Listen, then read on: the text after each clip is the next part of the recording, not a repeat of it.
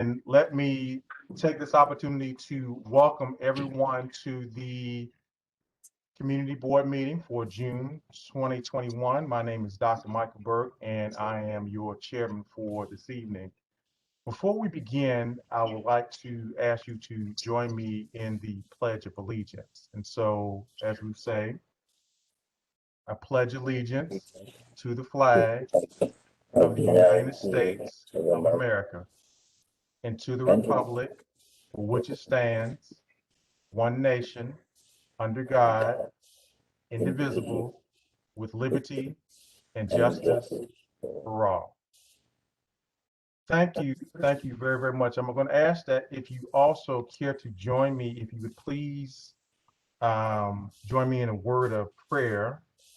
Before we begin, I'm also going to ask for those of you that have your mics open, if you would close your mics, please, so that one person can speak. And so I'm going to ask Deacon Clinton Mike if he would bring us opening prayer. Deacon Mike. Good evening, everyone. Let us look to the Lord. Lord, we just want to thank you for bringing us all together this evening. Lord, we ask you to look over our community. We ask you to look over everyone on this call, Lord. If it's not too much, Lord, we ask you to watch over our city and cover the city of New York and all its inhabitants in your blood, Lord. But we just want to thank you for waking us up this morning, and we want to thank you for keeping us at all times. In your precious name we pray, Amen. Amen. Thank you, Deacon Mike, and I really appreciate the warm opening prayer. So this is our last meeting of the cycle, as Mr. Castro reminded me. So I appreciate him being on with such a, and for many of you in the community that know Mr. Castro knows that he's an icon of our community. So again, when he, when he corrected me, I gladly said, yes, sir, you're absolutely right. So again, thank you, Mr. DeCastro. So, okay, I'm hearing background noise, so I'm going to have to mute everybody for now. And as I said, we will move forward. So what I would like to do also is I would also like to thank a couple of people in particular. Before we begin, I'd like to thank Mr. Jerry Bennett for being able to hold down the meeting for us last month. I really, really, and truly appreciate her doing that in my absence. So before we begin, I'm going to actually ask that we take a look at the agenda. And so just to let everybody know what the agenda is for the evening. So the first thing, as we always do, is we have our public gallery session. And then, of course, we will hear from our elected officials.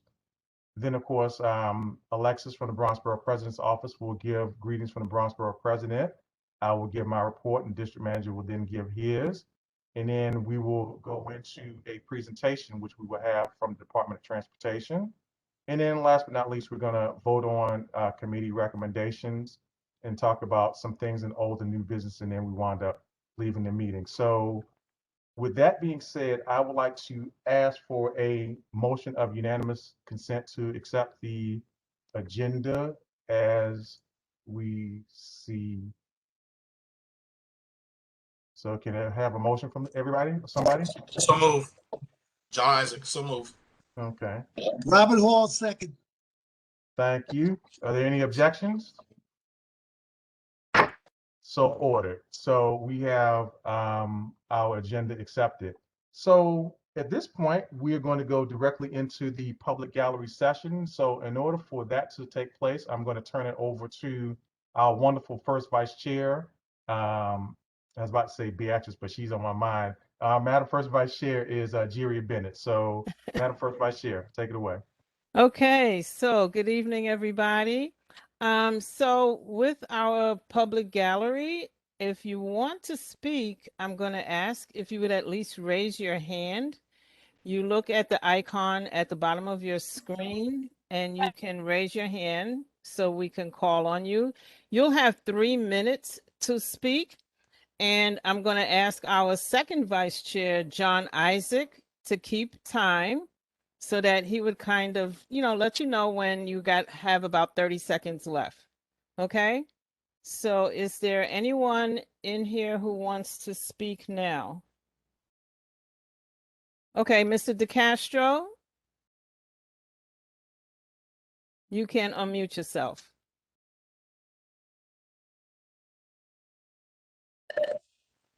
On the evening of June the Good. 5th, can you hear me?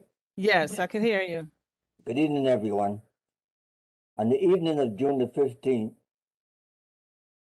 I thought I was going to die in my own driveway. For many months, I've been complaining about men congregating at 224th Street and Laconia Avenue. And that evening, shots were fired. A friend of mine was leaving. She'd driven out the driveway and she was trying to manipulate to go down 224th Street towards Shefflin Avenue. When the shots were fired, I was standing in the driveway. There was a white vehicle van, directly across, not directly, but across from where I live. That vehicle took off, but it couldn't go down to 24th Street because it was blocked by another car. So that vehicle came into my driveway and started approaching me. And I was backing up and the vehicle kept approaching me. I finally fell on my back and hit my head. The man in the vehicle got out of the car, came over, moved me from where I had fallen to another spot. I asked him to please help me to my door because I couldn't get up. He refused to help me. He moved me again. I called out to a neighbor next door who had seen what had happened. He didn't come to help me either.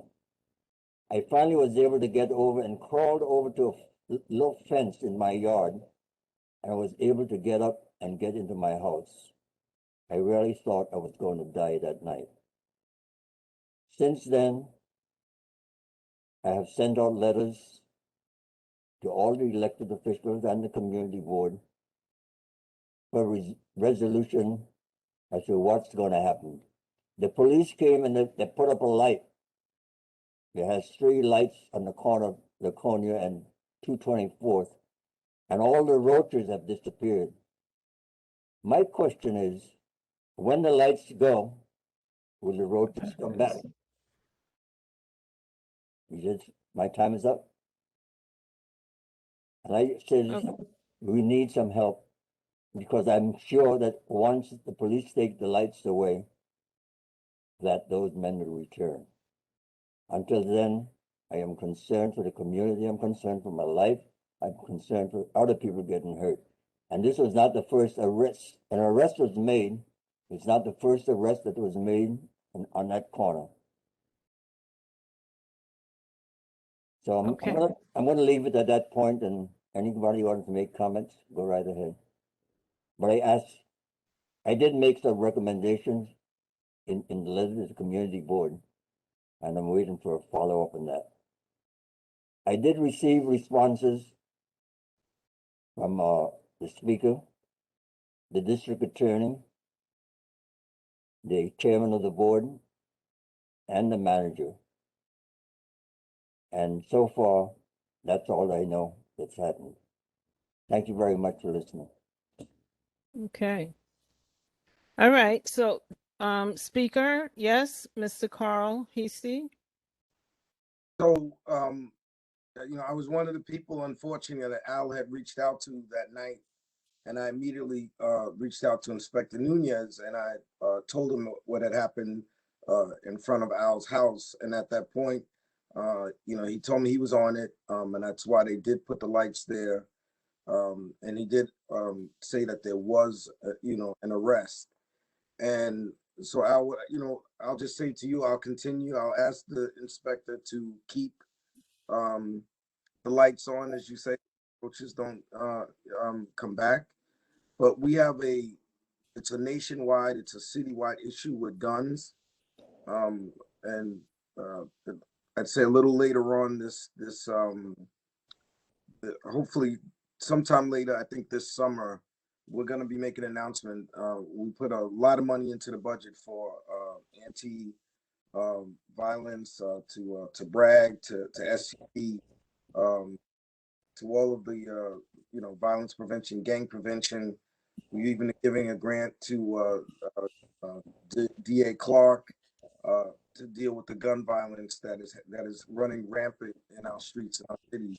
So we're trying, from a government standpoint, to respond as best we can with dealing with trying to get the anti-violence groups engaged, and I had a long conversation with the mayor on Tuesday about the issue of the gun violence. So I just want people to know I have had that conversation with the mayor and with the inspector about the gun violence in the community.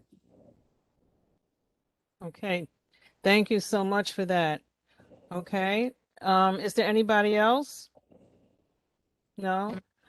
All right, are there any other speakers for the public gallery? I don't see any hands raised right now.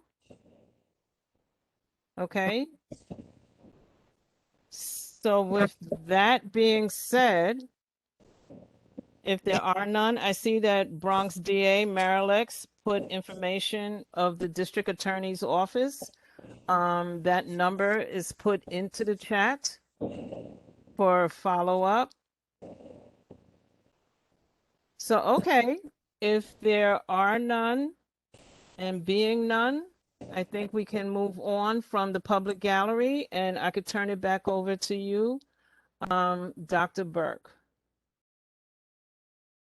Thank you, Madam First Vice Chair.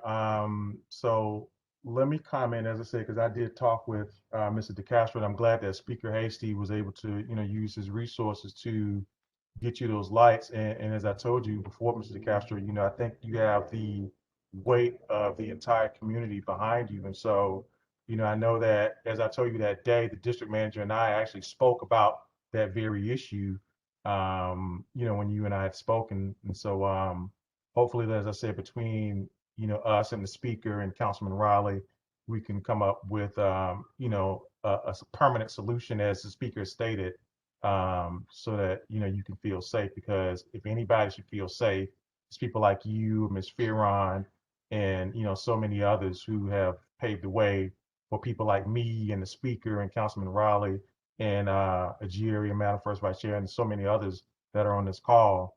To be able to do the things that we do. So thank you again for your service to this community. And so with that being said, we're now moving to the next order of business, which is the elected officials and or their representatives. So normally at this time, we start with the city leaders because, this is a city organization, but, we're not going to be disrespectful to the number 3 person in New York State. So Assembly Speaker Carl Hasty is here with us. So, Mr. Speaker, please feel free to unmute yourself and bring us greetings from Albany. Okay, I'm unmuted. Well, I can officially say I'm not bringing greetings from Albany. I'm sitting in my den in my house because session is over. So I'm back for the summer. I'm going to be making a couple of upstate tours to some of the newer members districts, but I'm pretty much home. So let me just kind of wrap up, what we did at the end of the session. And I'm trying to remember the last time I was on the community board meeting. I wasn't sure whether it was before or after we passed the budget, but I can just give a quick wrap up of the things that we accomplished in the budget, particularly to help throughout this pandemic. We put massive amounts of money in for education, federal money. It's $3 billion to help homeowners and renters who are struggling. We even have a $100 million fund to help homeowners or landlords who've had tenants who may have left because in order to get the rental assistance, if the landlord applies on the tenant's behalf, the tenant still has to sign off. But we actually even put together another fund just in case there's, not cooperation on behalf of the tenant. We put aside $1 billion to help small businesses who struggled outside of the federal PPP program. There are grants available from $5,000 to $50,000. If people need more information, you can reach out to my office, and we'll help guide people through that process. It's through ESD. The rental assistance is through the Office of Temporary Disabilities, OTDA. If anybody, and we also passed $2 billion excluded worker fund to help our undocumented brothers and sisters who were, essential workers and who were working and didn't get any compensation from the federal government. So those are, I'd say, are the big budget items.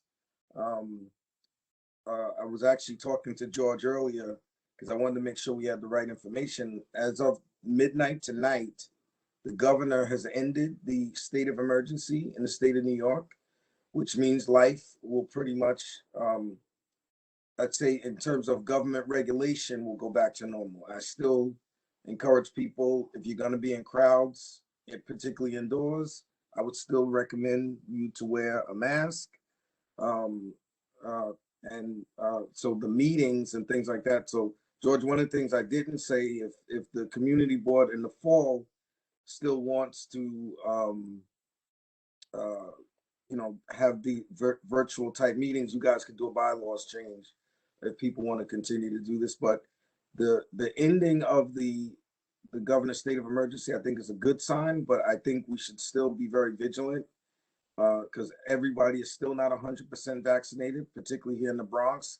We're still the worst in terms of, it's between us and Brooklyn in terms of the vaccination rates. And as I can tell you, as a COVID survivor, there's a more dangerous Delta variant out there that I want people to continue to be very mindful of. So again, in large gatherings, I will still encourage people to wear masks.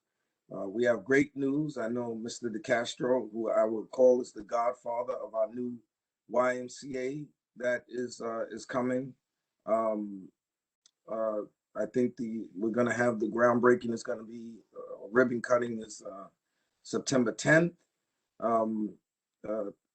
If you go by, what is it? The address I think is 1250 East 229th Street. You can see it almost looks like the college campus. It's a beautiful building. It's ready to go. And this year's budget, I gave the YMCA close to $2 million to help in operating and also to set up a scholarship fund, as I promised everybody that when we were going to build that YMCA, that every single person in this community that wants to be a part of it, whether you're a rich person like Mr. DeCastro or others in our community who need help, the help will be there. The mayor made a commitment to me as well that he's given $1 million towards the YMCA to help towards the operating and also a scholarship program as well. And Councilman Riley is committing funds to that, as well as Senator Bailey, and even Congressman Bowman is trying to get funds for the YMCA for the scholarship program. And that is hugely important because, as I said, I want to make sure that every single family in this community should enjoy that. And we have the best, it's most expensive as well, costs in excess of $60 million, but we will have the best YMCA center in the entire city. I did mention about the anti-violence money. It's going to be a significant amount of money that we're bringing here to the Bronx. And then lastly, for myself, I'm going to have, we don't have a theme for it because I'm not sure I'm going to be able to have the annual Christmas party that I used to like to have, because I'm still a little concerned about having 1,000 people indoors. So on August 1st in Hafen Park, I'm going to do a free community barbecue for everybody in the district. Just come and bring yourself. Don't worry about it. The food and drinks and things are all on me. So everybody save that date. I wish everybody well. I wish you a great summer. We're around. I know the community board won't be meeting, but of course our office, we're still not doing yet in-person meetings, but we're still available. And Beatrice, I'll get that answer for you in terms of what I can do to help out on the community survey. God bless you all, and thank you for. Speaker Hasty, maybe we can table at that event and Sure. get people to fill out. That's Yes, one way to do it. absolutely. Absolutely. Speaker Okay. Hasty, it's Dr. Robbins. How you doing? I'm great. Okay, everybody tell you what, let's do this. So Could I Dr. Robbins, just ask him one thing, please, Dr. Burke? One thing. sure. Could you please announce about what happened with Abolition Day, what the state did? Oh, so last year when we passed Juneteenth and thankfully the federal government made Juneteenth a national holiday, which signified the end of slavery. It wasn't the official end of slavery until the 13th Amendment was ratified. But along with that, we also passed a holiday, a commemoration day of the abolition of slavery. And this is an initiative by Miss Bessie Jackson and her beautiful 95 years of living on this planet. This was her life's mission to get the state to acknowledge the abolition of slavery here in the state of New York. I don't know if a lot of people know, New York at one point before we abolished slavery in 1827, South Carolina was the only state that had more slaves than the state of New York. And a lot of things that have been built all around the state were actually built by slaves. And we actually in the assembly passed a bill to do a study of reparations as well in New York State. So Dr. Robbins, I know, I don't remember the date of the event that y'all are having as well in Hafen Park. It's July the 12th at Hafen Park from 10 a.m. to 6 p.m. Right. So the day that the abolition of slavery in New York happened in July 4th of 1827. So to not double up, we went to the next available Monday after the July 4th to commemorate the abolition of slavery in the state of New York. So we actually has the commemoration of the abolition of slavery will be celebrated the preceding Monday after the July 4th weekend.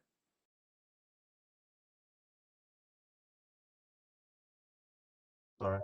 Okay, Speaker Hasty, we have one more question that I'm going to allow Ms. Moore. You have a question for the speaker? Yes, thank you so much, Dr. Burke. Hi, Speaker Hasty.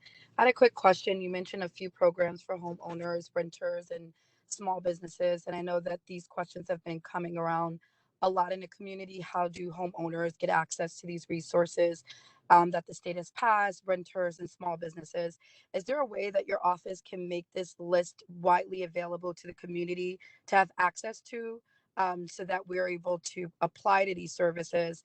And this follow-up question would be, can your office consider providing technical assistance workshops to homeowners and small businesses on how to access these resources?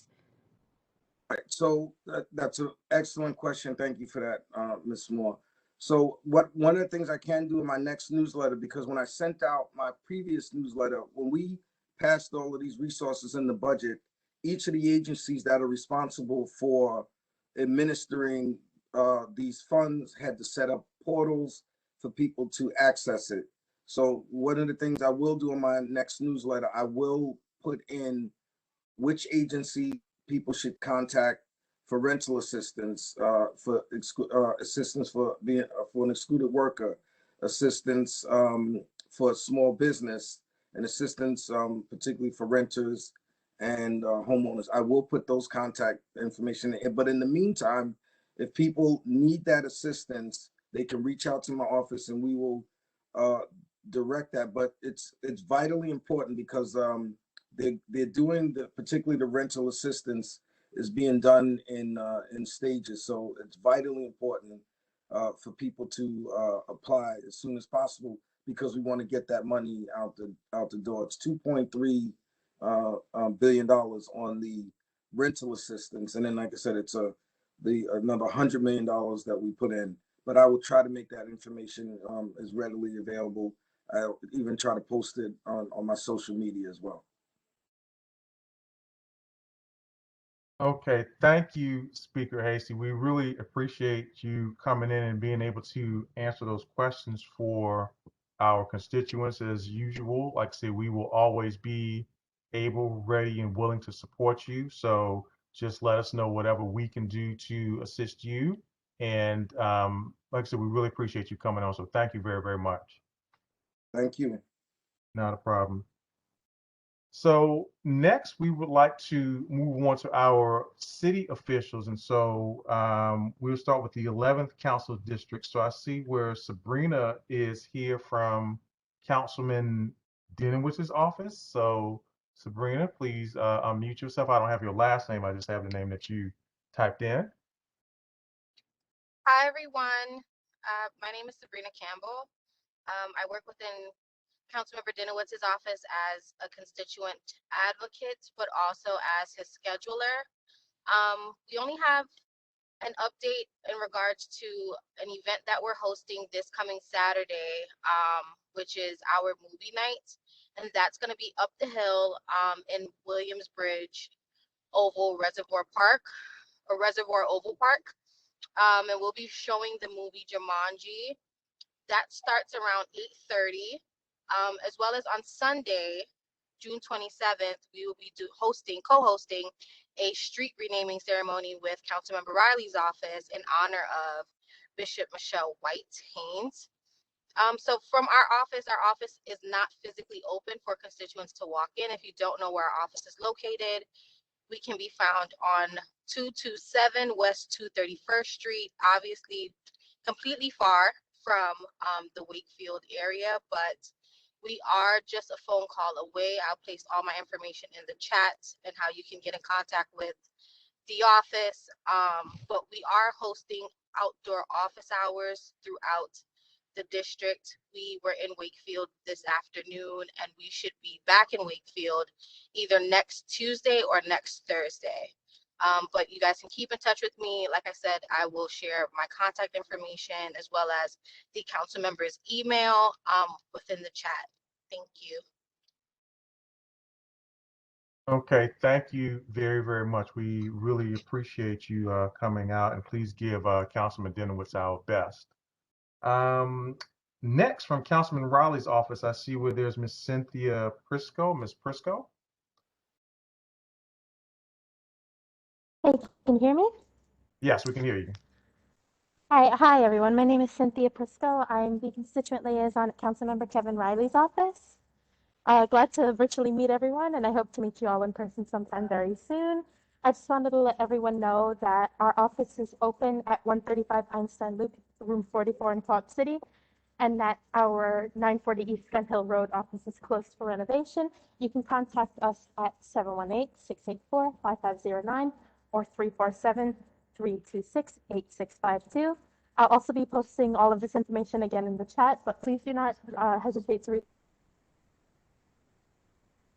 out to us on any concerns you have. And I know there were some concerns mentioned earlier. Please do email me, and please do call our office.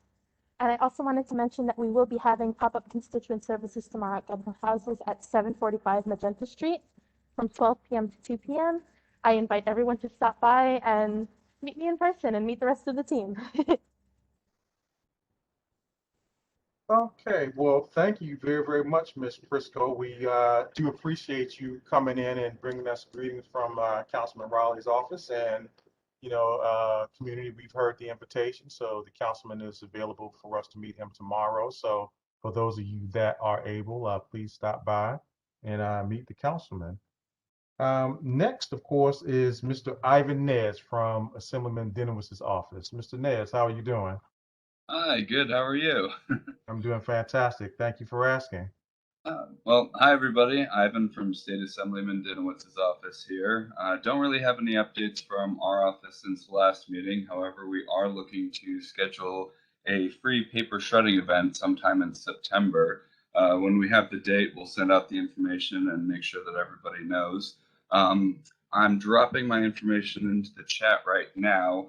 And as Speaker Hasty mentioned, with the governor lifting the state of emergency, we will be looking to open up our office hours to the same hours that were prior to the pandemic. Right now, we're open 10 to 3 Monday through Thursday for outdoor visits, and we are working remotely on Fridays. However, we're hoping to open the office fully within the coming weeks. So we'll keep everybody posted about that. But outside of that, if you need to contact me, I've also included my contact information in the chat as well. So hope everybody enjoys the break, and we'll see you at the next meeting. Thank you, Mr. Nez. I have a question for you. One of the things that Assemblyman Denowitz and I were discussing was, of course, the follow-up on 4848 Bronx Boulevard. I think we probably need to put our heads together. 47? Yeah, I'm sorry. Thank you. 47, 47. Yeah. Okay. Thank you. No, I got you. I'm thinking that we probably need to put our heads together and maybe get a response. I mean, like I said, I haven't had a chance to speak with the DM on this yet, but to see, because remember that was supposed to be quote unquote temporary. So Yeah. I have an answer on it. Okay, great. I'll speak to it when I get to my turn. Okay, that's fair enough. All right, so hopefully it is temporary. So we will wait on to hear what we have to say from our district manager. Okay. All right, great. Next, we would like to hear. I see where Angela Conley is here from Senator Biaggi's office. How are you doing, Ms. Conley? Hi, good evening, Dr. Burke. Good evening, everyone. I hope you're all doing well and staying safe and healthy. I just have a few quick announcements. Speaker Hasty really touched on a lot of the accomplishments that were made this past year during this last legislative session. Big thanks to him for his leadership on all that was done. He did mention 2 programs that I wanted to highlight, the New York State Emergency Rental Assistance Program and the COVID-19 Pandemic Small Business Recovery Grant Program. So I had those 2 links ready to go, and I put those in the chat, and I'm happy to help anyone with that. My colleagues are as well. We're around and available, or if anyone has any other questions about other programs that are available to help anyone who is in need of assistance. And like a lot of other offices, now that the COVID restrictions have been lifted, we are also sort of planning ahead and planning to reopen for in-person constituent services visits. But as of now, we are not meeting anyone in person, but we are available by phone, but really hoping to open up and see some of you all in person this summer.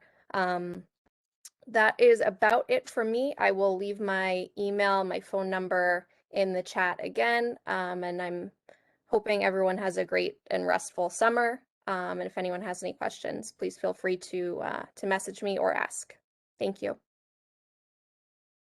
Thank you, Ms. Conley. Please give Senator Biaggi our best, and we will see her again in the fall. Okay. Okay. Senator Bailey's office. Is there anyone here from Senator Bailey's office?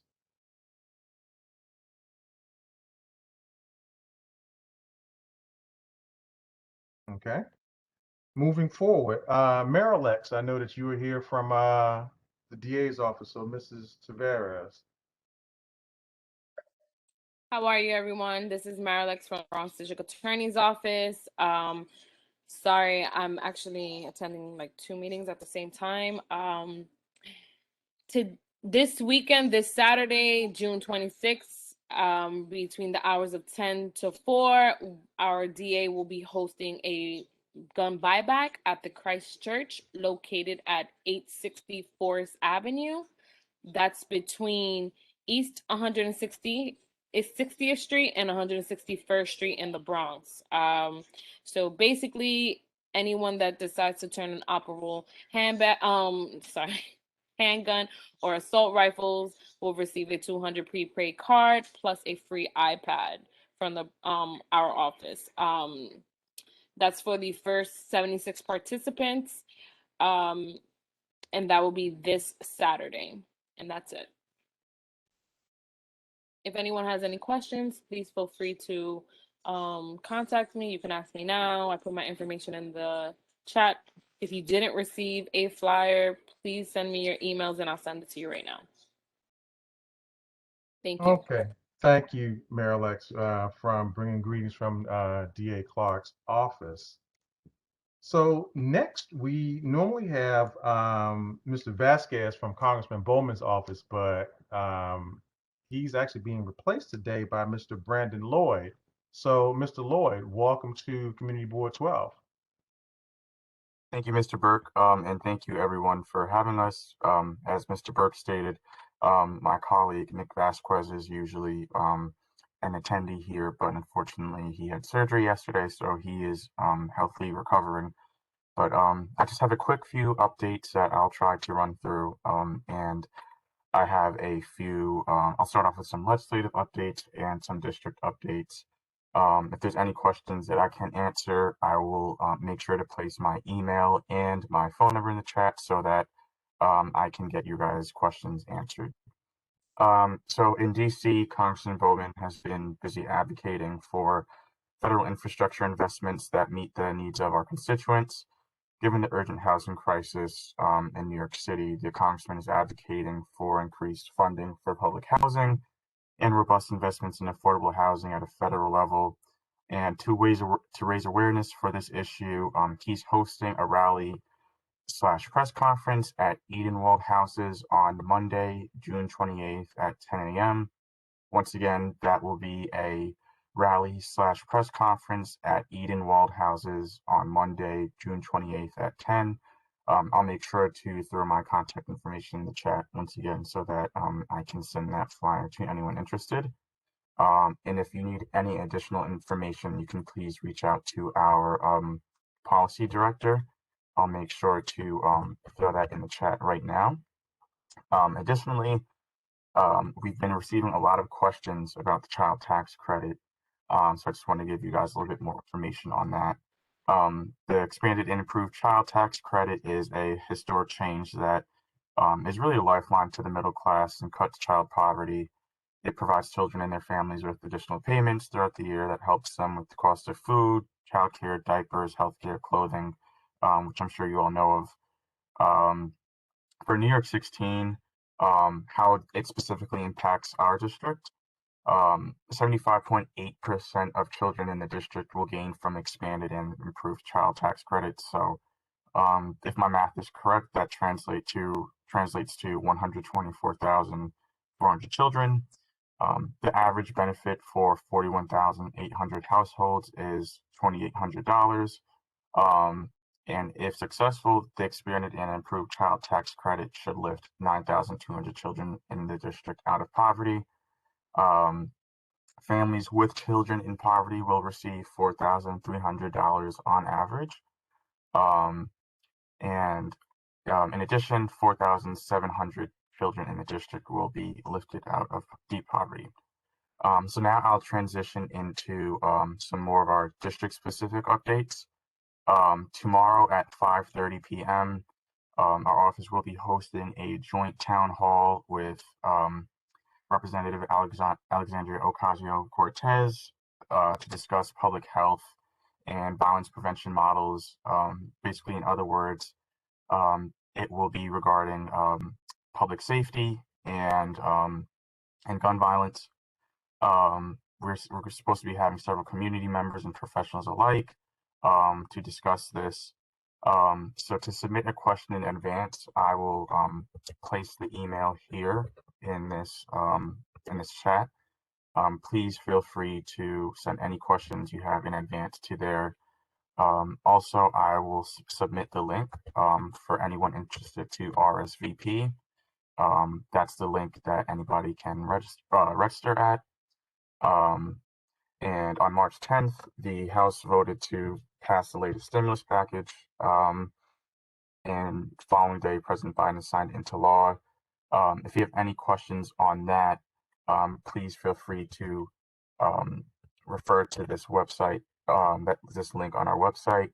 And lastly, I'm sure several other elected offices on this call have been inundated with passport cases. Our office has received a large volume of inquiries about passports. As of March 13th of last year, unfortunately, congressional offices no longer have the jurisdiction to request consideration or to make appointments to the Department of State and the national passport agencies. So simply put, unfortunately, we cannot make passport appointments. What we can do, however, is check upon the status of said passport applications, or if anything is regarding a life or death situation, we can request for that to be expedited. Our office usually suggests, from what we've been instructed by the State Department, to obtain a passport appointment in advance. Sometimes obtaining a passport appointment can take up to 4 months. And unfortunately, this backlog is due to COVID. They have redacted, I believe, from what they said, 10 to 15% of the regular scheduled appointments that are usually available pre-COVID.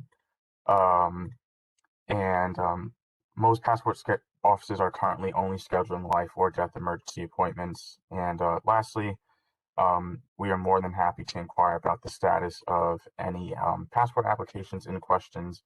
So I'm going to drop my email and phone number in the chat, and if any of you guys have any follow-up questions, I'd be more than happy to answer them if I can't answer them today.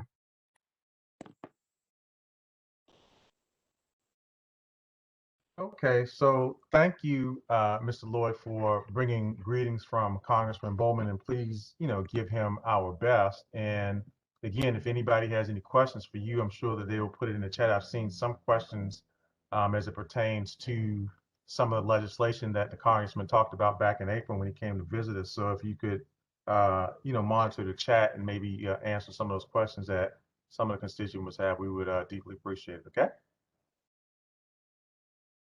Okay. Of course. Okay, not a problem. So I believe if one of the first questions is about HR 40. So for those that aren't familiar, that is a commission to study reparation proposals for the African Americans Act. Just as a little bit of context, it was introduced on January 4th of 2007 in a previous session of Congress. However, unfortunately, it did not receive a vote and had died. It was reintroduced, if I'm correct, by Representative John Conyers Jr. So, sorry, I'm just pulling up our policy director's notes on it. But basically, the bill establishes the commission to study and develop reparation proposals for African Americans, which includes examining slavery and discrimination in the colonies of the U.S. from 1619 to the present, and to recommend appropriate remedies. In addition, among other requirements, it will also identify the role of federal and state governments in supporting the institution of slavery. Also, B, forms of discrimination in the public and private sectors against freed slaves and their descendants. And lastly, it'll also make sure to investigate lingering negative effects of slavery on living African Americans in society today, which will probably receive the most contention from other members. Regarding how citizens can get on this committee, Ms. Robbins, I will make sure to circle back with our policy director. I'm not entirely sure if it is open to the public, but I'll post her email here once again, and I'll also make sure to follow up with her, just because I don't want to give you an inaccurate answer. In terms of where it sat, it was reintroduced on where it sits, excuse me. It was reintroduced January 3rd of 2019 in the Judiciary Committee. It was reintroduced and sponsored by Representative Sheila Jackson Lee. So we'll also make sure to bring my colleague Nick Vasquez up to date with this, so that we can keep you guys abreast of any updates on how Community Board 12 can assist with this. We regularly send out updates regarding legislation like this on our newsletter. So if anyone has any questions, I'll be more than happy to send those to our policy director as well on how the general public can assist with this. We might potentially be sending out a poll / consensus through our newsletter and on our socials. So please make sure to keep an eye out for that. We're in the process of determining really how we can get the public involved. So please, yes, akin to an open forum, basically. So if we do have any virtual town halls or anything as of that nature, we will make sure to communicate to that public. Okay, so thank you so much, Mr. Lloyd. We really appreciate that. It's a very thorough explanation, and as I said before, we look forward to hearing correspondence from the congressman's office. Okay, all right, thank you. Not a problem. Is there anyone here from Comptroller Scott Stringer's office? Normally that was Victor, but I know Victor has moved on, so I don't know if anybody, I know he's been replaced, but I don't remember the person's name. Is anybody here from Comptroller Scott Stringer's office? Yes, no? Okay. What about the Mayor's Community Affairs Unit? Is Miguel Rondon available?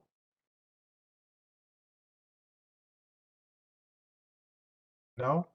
Okay, so that then ends the elected officials representatives report. And so now we get to hear from the Bronx Borough President. And so Miss Alexis Ruiz, who always brings us greetings from Bronx Borough President, is here to do as such. So good evening, Alexis. How are you doing? Hi, good evening, Dr. Burke. I'm doing well. I hope that you're doing well. Good evening, everyone. I want to say thank you first and foremost to Community Board 12 for all of the work that you do and that you have done this past year. Please have a great and safe summer. As for new appointments, please expect a letter in the mail towards the ending of this month with the determination. If anyone has any questions, please feel free to email me. I'm going to place that information in the chat.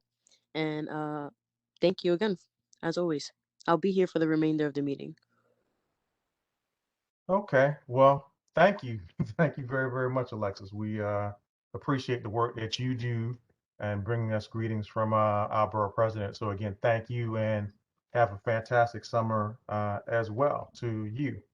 So we're moving right along. And so now we get into my report. So I'm getting ready to share my screen and I'm going to go over my report. I'm going to be kind of brief because it was sent out already. So I'm not going to sit here and read the entire thing, and I never really do. So I'm just going to gloss over some items that are very important. So again, most of you have already seen this that are on the email list. So the one thing that I do want to do is I want to congratulate Mr. Tobola Crown being elected as the new president of the 47th Precinct Community Council. And I also want to thank Miss Pamela Hamilton Johnson, who of course is the outgoing president of the Precinct Community Council as well. As it pertains to the Discipline Committee, I had an opportunity to talk with representatives from the Borough President's Office just to get a little bit of guidance as to what needs to happen now that it's been approved. And so one of the things that we're going to do is we're going to have a 3-panel discipline committee, which is similar to what they have at the Borough President's Office. And so we have a chair and we have 2 committee members. So the chair is going to be Attorney Harry Singh. And of course, the 2 committee members are Ms. Beatrice Cornell and Mr. Carl Lanzano. So again, though their responsibilities mirror that of the Borough President's Office. So again, that has been done. One of the things that I need to point out to you is that upon discussion, I think some of the rules have been illustrated in your community board handbook, how to go about filing any issues or concerns that you may have against any community board member, whether it be lodged by a board member against a board member, whether it be a member of the public, and or a non-union employee of the community board can do this. I think one of the things that we've requested is that we actually have an information session. And so that was agreed to. So it's just now a matter of working out the logistics so that people, if you have any questions, and if you don't have the community board handbook, which of course explains everything, then you can get it there. The only other things I'm going to mention, everything else I'm going to mention in passing, simply because of the fact that it's available on the committee chair's reports. The budget consultation process is going to be beginning soon. So I'm certain that our district manager is going to probably mention that at some point. So I'm going to defer, but that's going to be beginning soon. So if you have any ideas or input, then I ask that you convey that as such.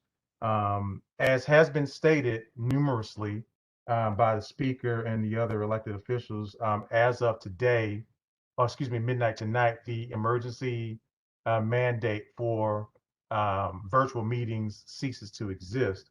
So as of 12:01 a.m. this morning, we are required to meet in person. Now, you heard the speaker state that we may be able to amend that. And so again, I think the entire situation is fluid based on what we heard from the Borough Service Cabinet this morning. And so again, I just want to report that out. Ideally, what was reported is that they want everybody to, at least board members at a bare minimum, to meet in person in September. I think, and again, I don't know if our district manager is going to mention this, but based on the conversation that was had with the borough president's office today, is that our upcoming elections, you have to be here in person. But again, all of that is fluid right now. And so again, we're trying to work out the best ways. And so I think the borough president's office stated that they will be giving, some guidance in the coming days and weeks ahead. So I ask that you stay tuned for that, and we can move forward. Again, it's already been mentioned by several of our electeds at our borough board meeting about the rental assistance from COVID. So I'm not going to mention that because they've given you plenty of information on that. One of the questions that I asked, and the speaker mentioned this in his comments to us, was the rate of vaccination in the Bronx and in particular in our neighborhoods. And so if you look at where we are as a borough as a whole, only 46% of the Bronx is vaccinated, fully vaccinated. That's what 2 doses was considered 2 doses, versus the citywide rate of 55%. And in particular, in zip codes 10466, which comprises Edenwald, only 33.74% those residents are vaccinated. And if you compare 10470, which is the Wakefield Woodlawn section, which has the best vaccination rate, and even it is at 44.89%. So as I've been doing for a number of months, I've been putting the vaccination information in my monthly reports, because what I'm hoping is that either you click on the links if you have electronic access, but even those that don't, you can read it and have either your children or grandchildren help you with that. What I've also done was I've also included the names and addresses of all the providers that are providing vaccinations, as well as the centers that, of course, Speaker Hasty as well as Councilman Raleigh has set up for us. So I say all of that to say that in order, I think one of the caveats, of course, to everybody meeting, of course, in person, is that everybody's vaccinated. Now, I know that, some of us are, but I ask you that if you can tolerate the vaccine, please, please, please get vaccinated, because it is critical to eliminating any variants. In particular, the Delta variant, as you've heard, is the most virulent of SARS-CoV-2. So please get vaccinated. I think the vaccines are at least 95% effective against all variants, according to the literature that I've seen. So please, board members, please community, and please Bronx, get yourselves vaccinated. So with that, I am done, and we're moving right along to the district manager's report. So George, the floor is yours. Good evening, everyone. As you all remember, I will not be reading my report, so I really don't have much to add. Please read the report. And if you have any questions, if you read it tonight or read it tomorrow, just reach out to me and I have no problem answering it. Dr. Burke raised the issue of 4747 Bronx Boulevard. Eric Paulino from DHS, the Department of Homeless Services, had reached out yesterday in an email to us stating that on May 27th, DHS communicated with clients to prepare them for the return to congregant shelters. And he was writing to tell us about, what's the name of it? Anna's Place, which is at 4380 Bronx Boulevard. That's right on the corner of 238th Street or Nereid Avenue. But I had inquired about 4747. His response, which came right before this meeting, was that they just began the moves and will exit the COVID D-density hotels by the end of July. I will definitely update you as soon as I have a more definitive timeline for 4747. Listen, if it's the end of July, that is great news for us as a community. It is an indication that it is a temporary structure. But, you know, once I hear back with a definitive date as to what the plan is regarding 4747, but again, my understanding from his email is that it will, all these D-density hotels, which is what 4747 was, will be empty by the end of July. So that is great news for us as a community. We should all be very happy about that. But like I said, as we solidify a date, we will definitely be reaching out and let community members know. And that's all I have to say. Have a good night, everyone, and a safe summer. So thank you, George. And let me just briefly say that, you know, this is, again, what happens when we collectively get together. So, you know, again, you know the history of this particular property, and, you know, district manager helped us craft a letter with myself and our elected officials, and we were able to put pressure, and we constantly put pressure, and that's another win. So if you look at we've been winning. You know, if you look at that, if you look at what happened with Edson Avenue and the BSA variants, and you also look at what happened with Pear Tree, you know, they're small, but they're a win. And that's why I said transformation to greatness. And so we are what we say we are. We're greatness personified, board members and community. And so I just want to say thank you to everybody involved who is making this happen. When we get together and we form that fist, we're very powerful. And I want to say thank you to George for, you know, helping us facilitate that and moving us forward with that, and everybody who else was involved, our electeds and all the community members as well. Okay. So moving forward, I want to ask for prayers. So we're gonna, you know, we're supposed to approve the board minutes and we're supposed to have a financial report, but without saying too much, I'm going to ask for prayers for both Ms. Borsati, and I'm going to ask for prayers for Tolene. You know, like I said, I know that Tolene said she's going to try to get on tonight, but I told her not to. And I'm not going to disclose anything, but I'm just going to ask that you please offer prayers for both Ms. Borsati as well as Tolene. And to that, we're going to move right along into our special presentation. So I think the director of the Department of Transportation is here. I know that I've seen him here, Mr. Lopez. So Mr. Lopez, welcome to Community Board 12. We're moving right along here. So welcome to Community Board 12 again, I should say, and we look forward to seeing your presentation. And good evening, Dr. Burke, and good evening, members of Community Board 12. My name is Navarro Lopez. I'm the Bronx Borough Commissioner for the New York City Department of Transportation. And I just want to say thank you. Thank you, Dr. Burke, for accommodating us and fitting us into this very, busy schedule. I know that, the board has a lot of business before the end of the summer, but I do appreciate you making the time to allow us to present.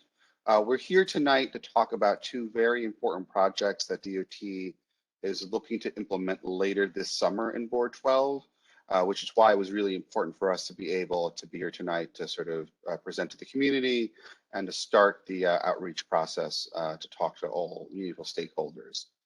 The two presentations, which will be given by our Bikes and Greenways unit, involve safety improvements, a bike lane on East Chester Road, and a second safety improvement along Bronx Boulevard, East 233rd between Bronx Boulevard and Webster, and then Webster Avenue from East 233rd up to the county line.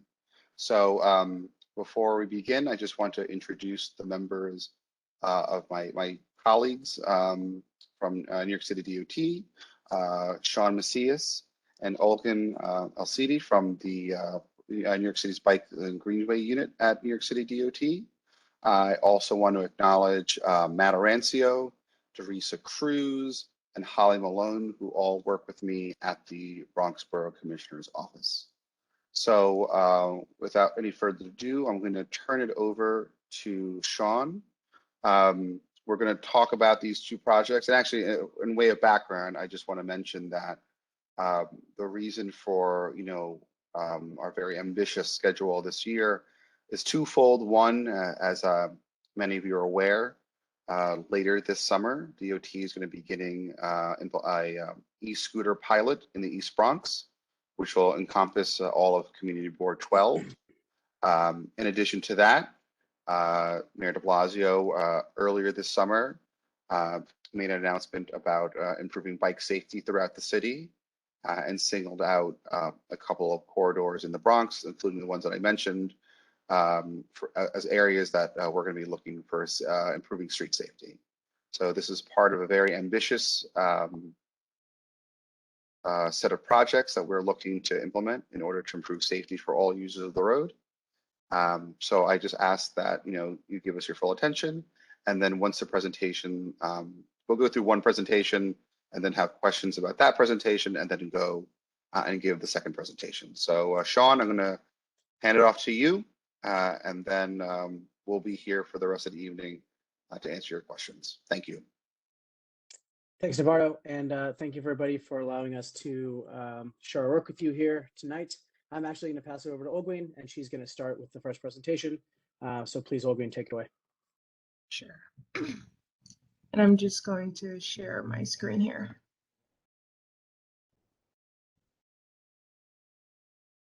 Is everyone able to see my screen? Yep. Great. Good evening, everyone. My name is Olguin Alcide. I'm a senior project manager at the New York City DOT. And tonight I'll be discussing Bronx River Greenway connections on East 233rd Street, Webster Avenue, and Bronx Boulevard. So during tonight's presentation, I'll be covering some background about the project area before moving on to our proposal for each corridor. And then at the very end of the presentation, I'll summarize what we've covered for comments. For those who are not so familiar with the New York City Department of Transportation, our agency works towards providing safe, efficient transportation on city streets. This includes managing streets and highways, as well as bridges, sidewalks, signals, and the Staten Island Ferry. Even more specifically, the New York City DOT Bicycle Unit is responsible for building the citywide on-street bicycle network to respond to growing bike ridership.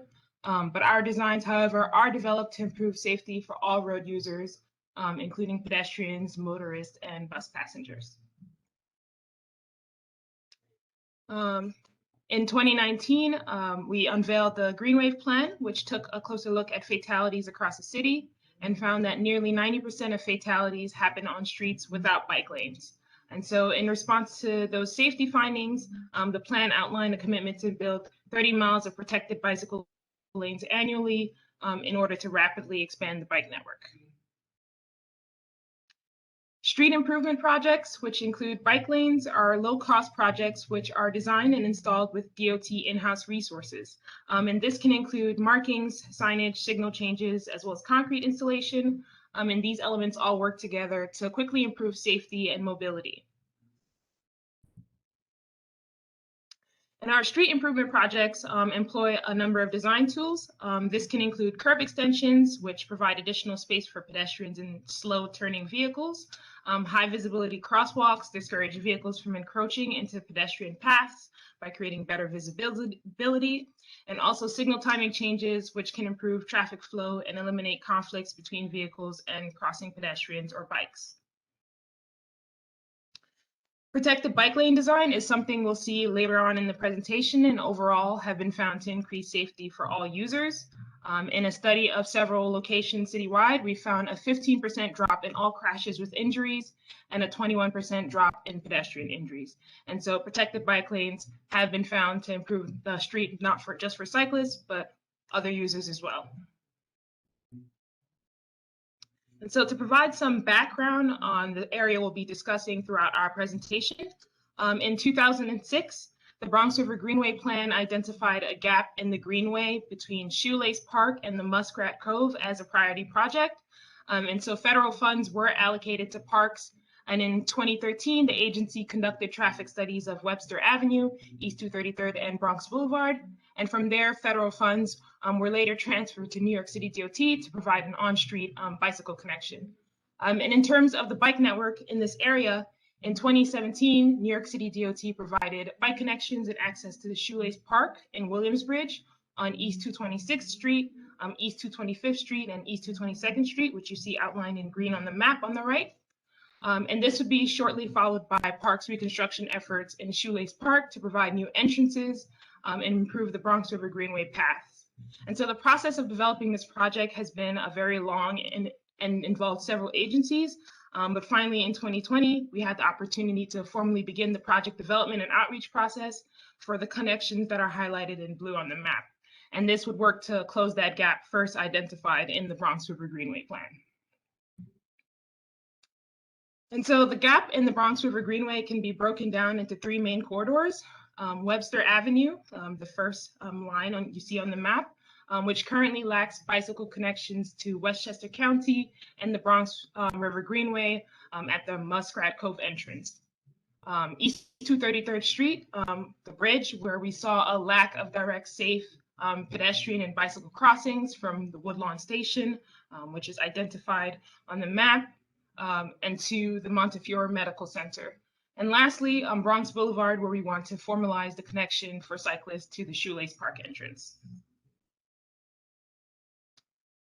And so in providing the highlighted connections on Webster Avenue, East 233rd, and Bronx Boulevard, we would accomplish our project goals of closing a gap in the Bronx River Greenway, but also work to provide safe bicycle and pedestrian access to both Muskrat Cove and Shoelace Park, as well as improve access to the Woodlawn Station, and finally establish bicycle connections to Westchester County. Looking at the existing conditions along Webster Avenue, that first corridor that we identified, we collected data to understand the traffic patterns on this corridor to facilitate our design. And generally, we found that vehicle volumes were low across the corridor, with volumes decreasing on the approach to the Bronx River Parkway, where many vehicles are exiting to access the highway. And this is also the location of the Muskrat Cove and Bronx River Greenway entrances, and serves as an access point for pedestrians going to Woodlawn Station. And there are also 3 bus stops along this corridor, which serve the BX16. And you can see some of those elements, including the station entrance and that bus stop in the top right photo.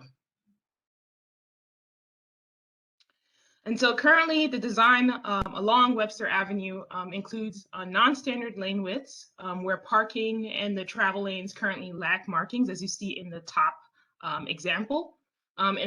These 4 lanes of traffic also create long pedestrian crossing distances at the intersections. And most notably, there's a lack of east-west crossings for pedestrians between the Bronx River Parkway Muskrat Cove entrance and the northernmost limits of the project corridor at East 240th Street. And so in our proposed, we would look to provide bicycle connections to Muskrat Cove with a two-way parking protected bike path on the east curb in which you see here. And that would be between 233rd Street and 240th. And this would involve establishing one lane in each direction, which would also allow us to standardize the lane widths and discouraging speeding along a corridor that currently has low through traffic. We would also look to improve bus operations at some of those stops that we mentioned along the corridor by allowing faster pickup and drop off at new bus boarding islands in the floating parking that you see on the image. And parking would be maintained on both sides of the street along the corridor. Here on the left, we have a top-down view of the existing conditions at the Bronx River Parkway and Muskrat Cove entrance. Currently, where you see that turn bay on the approach to the entrance, there's a right turn on red for northbound vehicles accessing the on-ramp, which makes it difficult for pedestrians to cross. And so in order to provide safe access for cyclists through this intersection and also provide that crossing for pedestrians, we would look to improve the signal timing at this intersection and provide a leading pedestrian interval. And so in that time, cyclists and pedestrians are given the green before vehicles to proceed without conflict.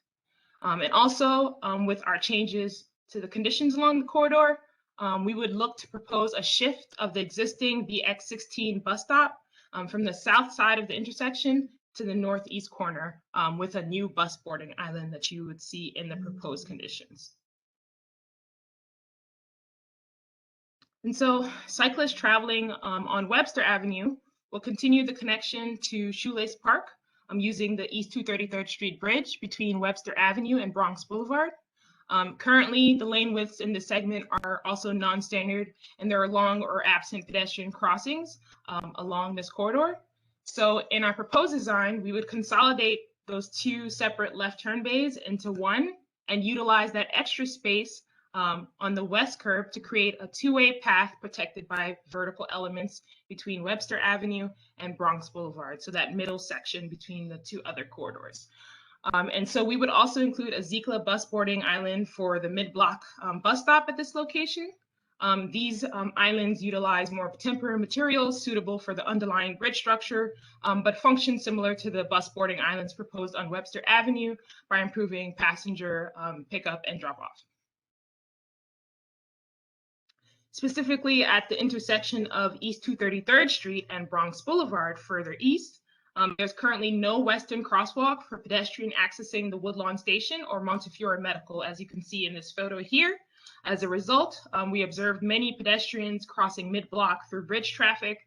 And so in order to eliminate this condition and to provide safer connections for pedestrians attempting to access those stations or the bus stops, and for cyclists continuing further south to Shoelace Park, we would look to provide a new western crosswalk at this intersection. And this would involve establishing one southbound lane on the west side of Bronx Boulevard, where it is currently two ways, and in doing so, eliminate the double left turn, which precludes the western crosswalk. And this would also involve the inclusion of an actuated pedestrian signal corresponding to that new crosswalk, where the bridge traffic would be prioritized in the signal phasing until the arrival of a pedestrian or a cyclist is indicated by the push of a button made accessible at the new crosswalk. To provide a closer look at Bronx Boulevard, the diagram on the left shows the existing vehicle and pedestrian movements in black. And so currently cyclists and pedestrians are unable to cross on the west side of Bronx Boulevard due to the two-way traffic and resulting dual northbound lefts across that intersection.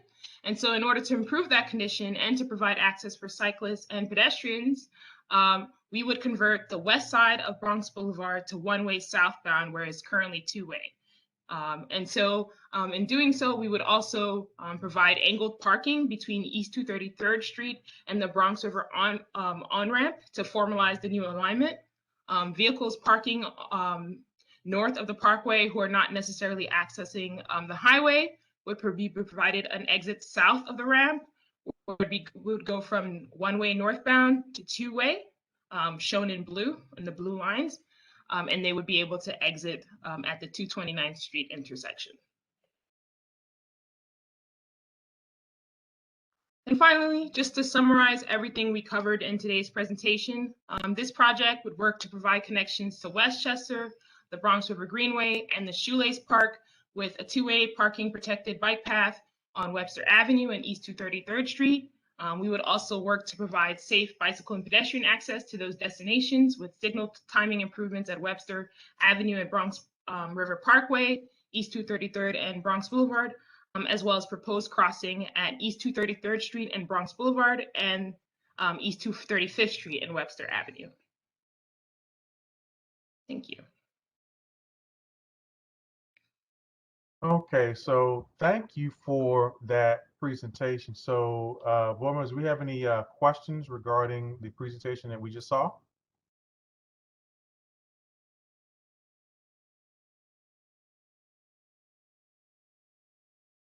Okay, hearing none, seeing none, I guess, okay, I see one question. Yes, Dr. Robbins.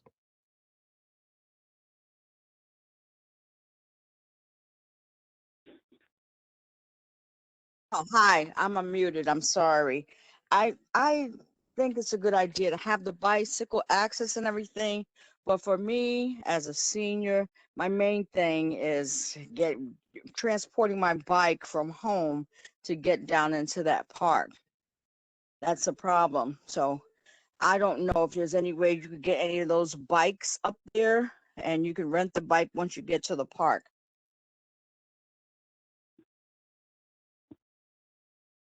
Can you hear me? Right.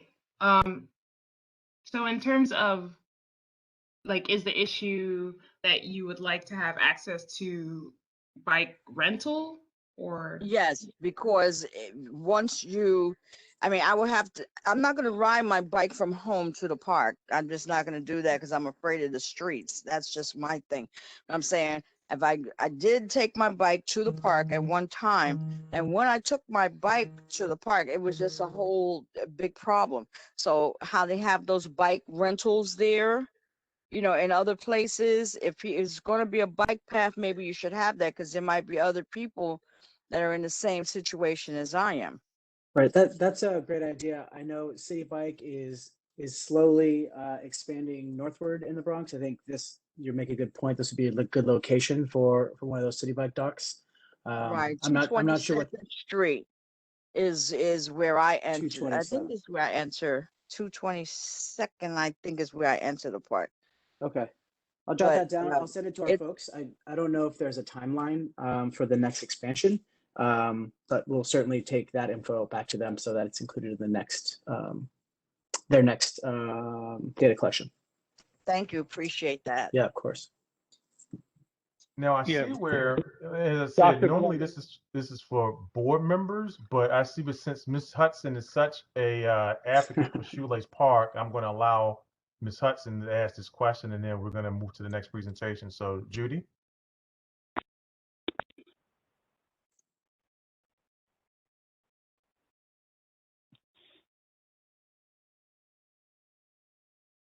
Judy. Oh, can you hear me? Yes. Hi. Gotcha. Thank you. Thank you for giving me the opportunity to ask my question. I just had a question. I know she said that they were going to eliminate, I think, was it on Bronx Boulevard where they said it's 2 lanes going south, but they're going to make it 1 lane? Was that on Bronx Boulevard? Where was that? So to clarify, currently Bronx Boulevard is two-way on one side of the street, but it currently has 2 northbound movements happening at the same time on each side of the intersections. There's only one way southbound, one direction. Right. So what we're trying to do is just normalize that a little bit by combining those 2 north movements to the Bronx Boulevard that's on the right side here. That's closer to the medical center. And by doing that, we're able to get that pedestrian crossing highlighted by that doesn't exist now, that we'll be able to insert in the future where that yellow line is. If you could highlight that for her with your cursor, Ogwin, that'd be great. Right, that crossing there doesn't exist, and by combining those two movements, we're able to add a pedestrian crossing there so that folks who are using the bus and the rail station can cross safely. So when you say two-way on Bronx Boulevard, you mean from 233rd going all the way to 241st? Because there's not a two-way on Bronx Boulevard from like Gun Hill all the way to 233rd. That's only one way. Right, so this would just be from what we would refer to the existing two-way between 233rd Street and the Bronx River on-ramp. So Okay. just for that short stretch, it's currently two-way, and we would consolidate to one-way. Okay. And also when they, the previous person talked about adding the bikes, I know that the Bronx River Alliance or someone else had said that they're planning to bring e-bikes up here, which I don't understand why they would want to just bring e-bikes. The rest of the city got the regular city bikes, but they're planning to bring e-bikes up here. So I would think that we would want the same city bikes that everybody has, that's the rest of the city. We don't want to be ostracized and only have e-bikes. So can you? So I could, yes, Ms. Hudson, I can answer that question. And I was the person who earlier mentioned that. So City Bike is expanding in the Bronx, but unfortunately we will not be able to get to Community Board 12 under the current expansion contract. Right now, or rather I should say in 2018, 2019, New York City DOT, in accordance with LIFT, announced a $100 million expansion of the city bike system in New York City. That expansion is what's allowing us to expand to the Bronx. And right now, the expansion only goes up to about the southern edge of Van Cortlandt Park. We don't have plans to go further because we don't have funding for further expansion. The expansion was not only in the Bronx, but it was also to finish Upper Manhattan and also to expand further in Brooklyn and Queens. So while $100 million was a lot of bikes, it was an additional 18,000 bikes that were added to the system. Those bikes had to be spread out amongst the other boroughs as well. So that is why we were not able to, under the phase 3 expansion that we're currently doing, extend it all the way up into Board 12. Our hope is that once we finish this current expansion, and we are right now scheduled to finish the current round of expansion in 2024, we hope that by then we'll have identified funding that will allow us to continue expanding further north and further east in the Bronx. But right now there are no plans until we finish this current round of expansion. And the reason it's being done this way is that the bike share system has to be a contiguous network, meaning that if I live near a docking station and I go someplace else, there needs to be a dock that I can go to. So if you have isolated pockets of city bike throughout the city, the system then doesn't work, because what will end up happening is you'll pick up a bike where you live, but then you won't have a bike dock where you could drop it off.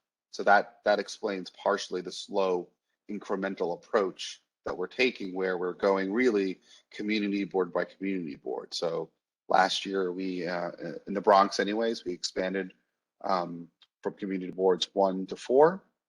This year we are expanding in community boards 5 and 7.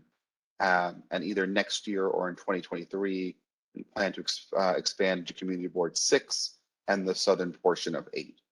And that's unfortunately that's how far the funding we have takes us. But again, once that's finished, I hope that by then we will have identified funding for a phase 4, which then will allow us to expand. In the meantime, since that expansion is far off, separate from City Bike, we at DOT announced a pilot program for e-scooters. And this e-scooter pilot is what I mentioned earlier. The genesis of this e-scooter pilot was a law that the City Council passed last year, requiring the Department of Transportation to conduct a pilot program to explore and see if e-scooters could be used safely and effectively in New York City. So because of that law, earlier this year in February, we announced that the East Bronx would be the pilot area. And by the East Bronx, I mean all the communities east of the Bronx River and Woodlawn. And starting later this year, later this summer, I should say, probably sometime in early to mid-July, we will be beginning to roll out the e-scooters in the north half of the East Bronx. So everything north of Tremont Avenue will be part of phase 1 of the pilot program. There will be about 3,000 e-scooters as part of the pilot program.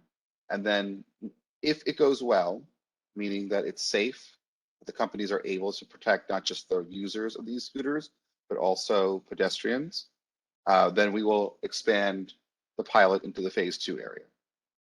And that is why right now there is this sort of these two different systems that seem to be operating separately.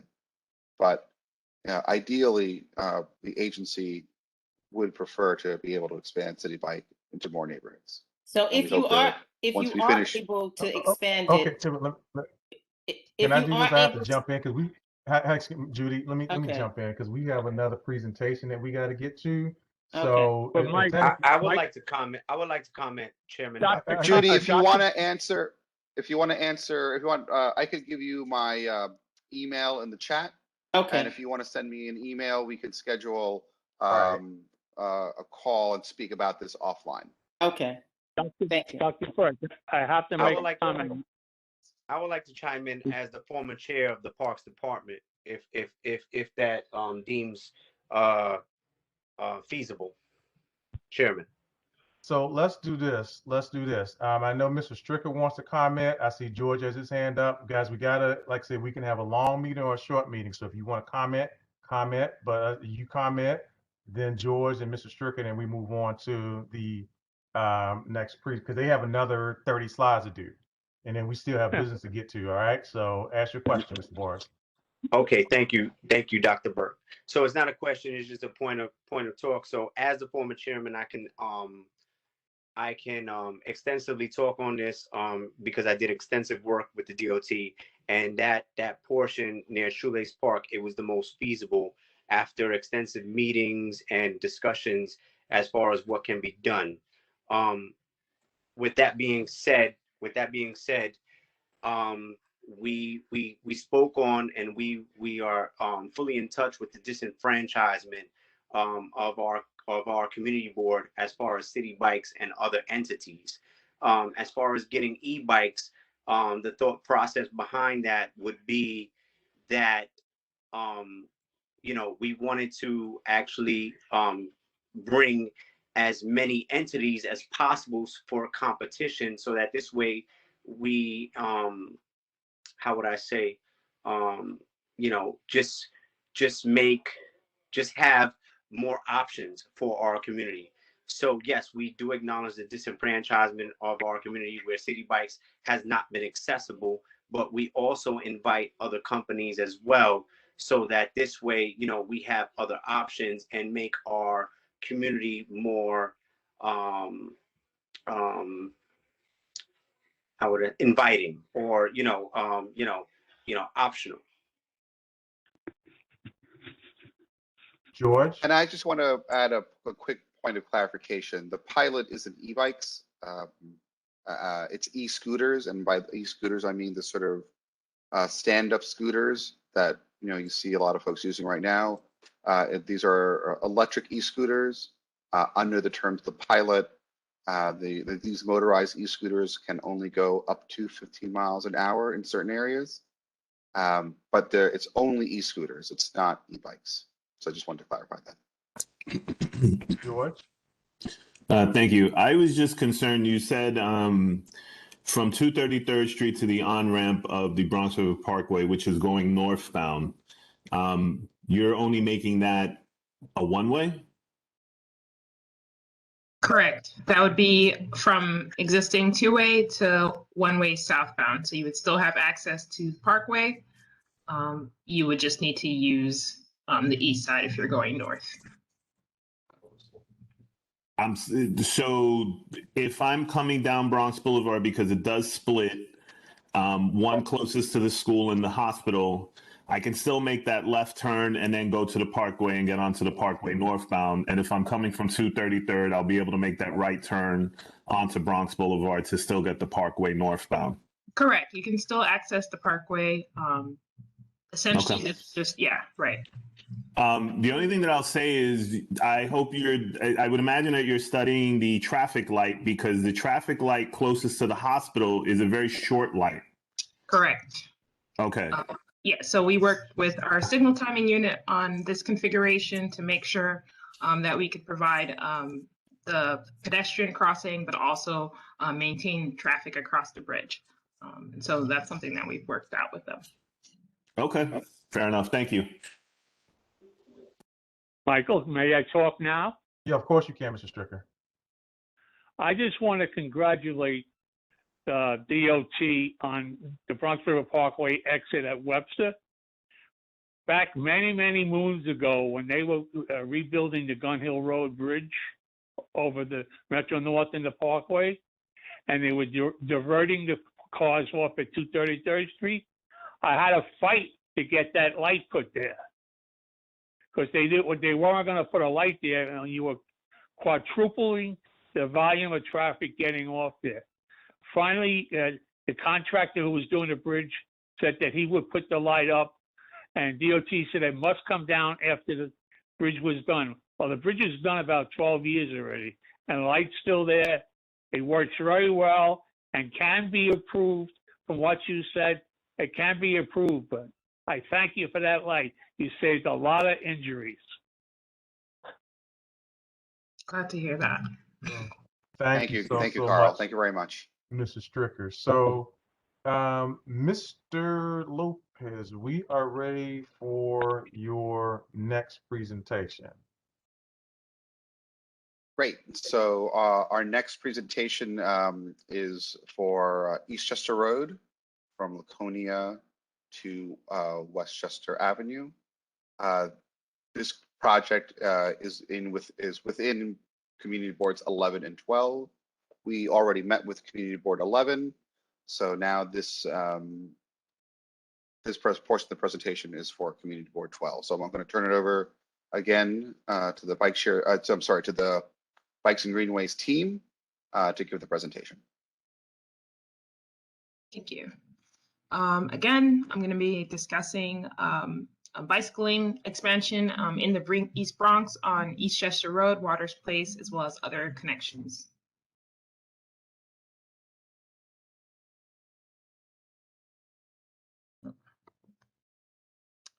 Again, throughout this presentation, I'm going to be covering some background and the proposal, as well as the route details, and then summarize at the very end.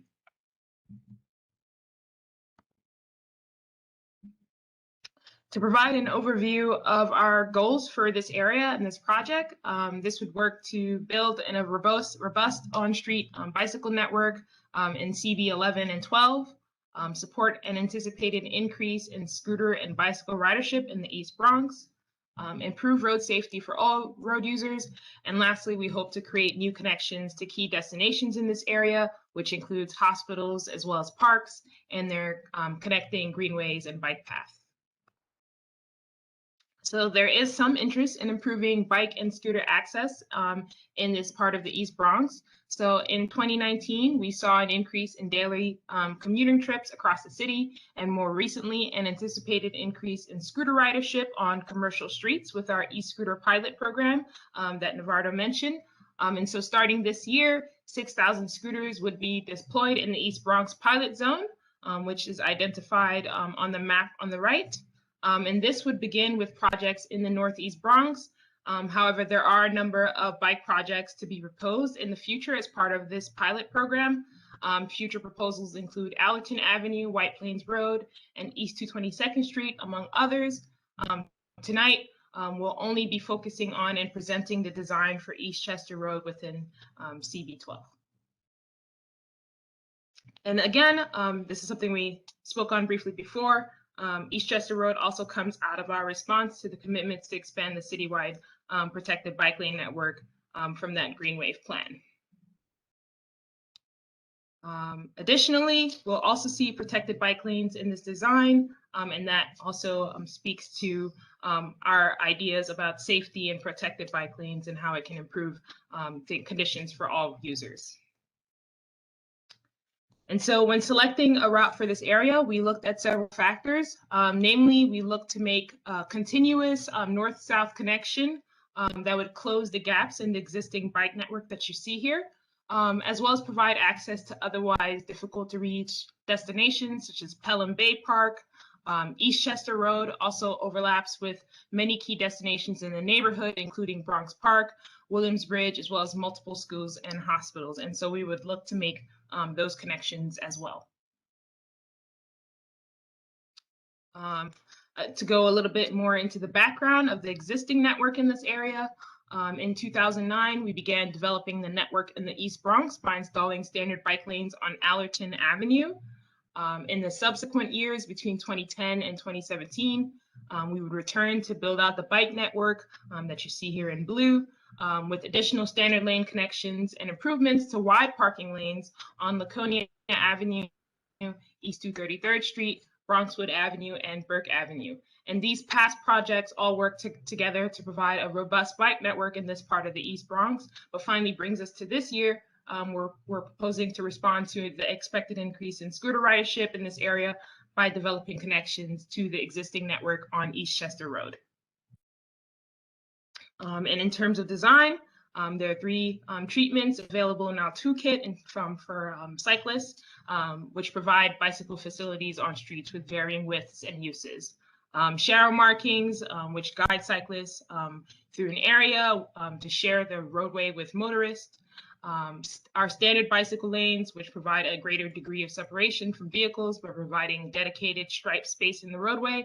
And lastly, protected bike lanes, which are completely separate and separate cyclists from the through traffic with the use of protective elements or floating parking, which you can see in this example photo.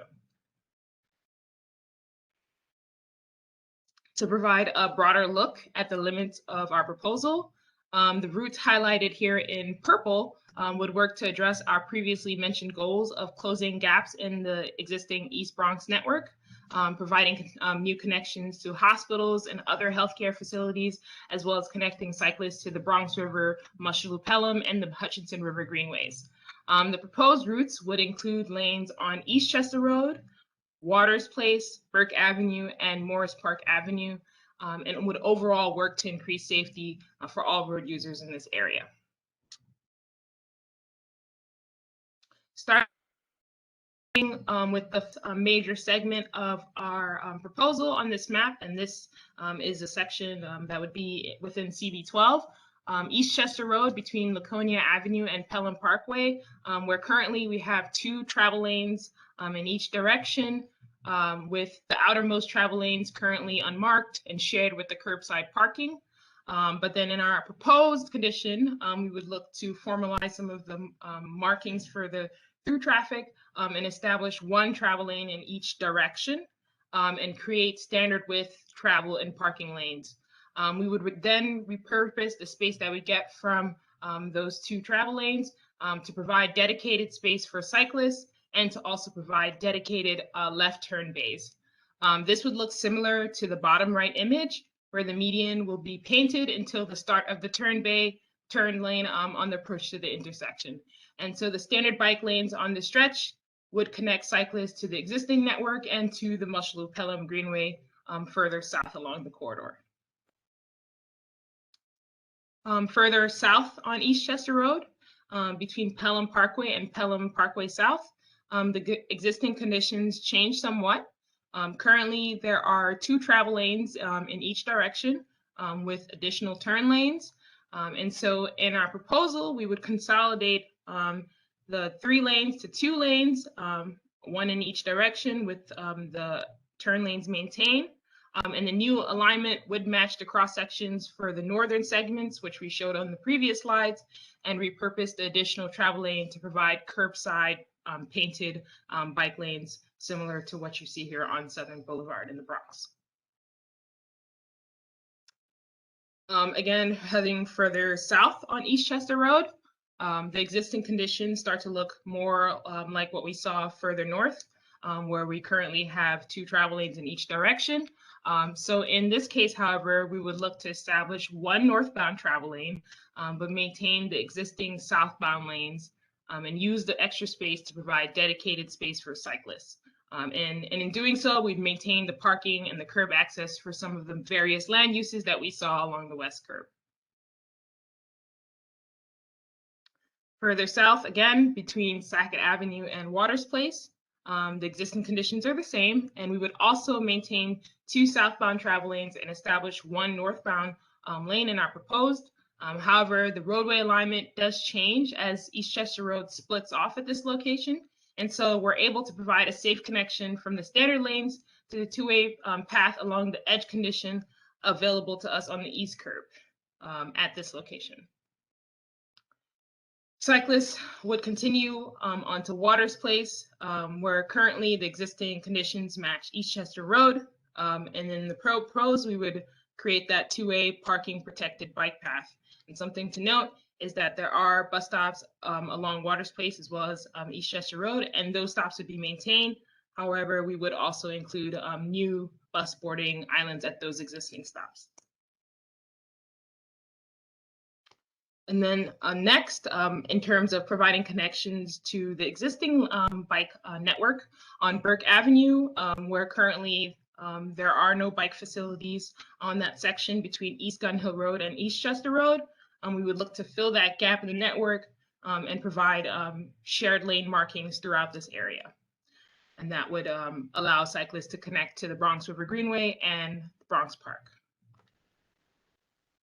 Further west of that, continuing on, where currently we have wide parking lanes, we would upgrade the conditions here to provide standard width parking lanes and also provide dedicated space for cyclists with standard bike lanes. Further south, in that section south of the Pelham Parkway, on Morse Park Avenue, again, we have a current gap in the existing bike network from Newport Avenue to East Chester Road, and we would look to, from where we have the existing conditions, provide cyclists or guide cyclists through this area with shared lane markings.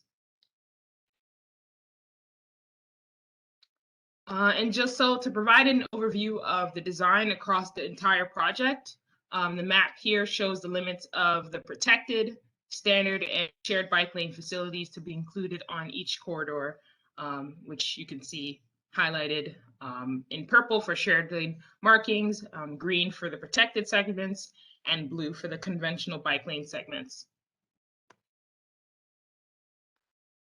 So pedestrian improvements would be included across the corridor with shorter crossing distances and the inclusion of high visibility crosswalks. However, new pedestrian spaces would also be included in our design at the shown locations along East Chester Road and Waters Place, which you see here in blue and yellow, at locations where the proposed islands overlap with crosswalks. They also work to provide access for bus passengers, but also serve as refuge for pedestrians crossing the street.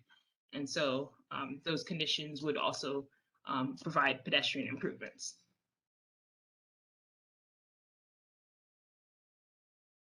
In terms of timeline for this project, our outreach to both CBs 11 and 12 would potentially be followed by a 2-phase implementation. The proposed traffic calming and inclusion of standard bike lane on East Chester Road between Laconia Avenue and Pelham Parkway, as well as the connections to the existing lanes on Burke Avenue, would be planned for 2021 implementation. The areas south of Pelham Parkway, which require additional resources and further study, would come in 2022. Thank you. Okay, thank you, Ms. Alcee. Did I say that correct? Alcee is your last name? That's correct. Okay, great. Thank you for that presentation. So I see hands up. So our district manager was first to the draw. So George, the floor is yours. Hey, Alcee.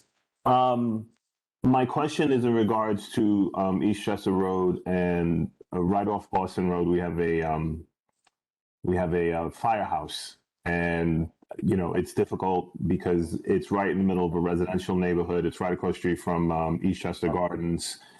So parking is already difficult. The idea that it looked like to me that you were creating the protected bike lane there.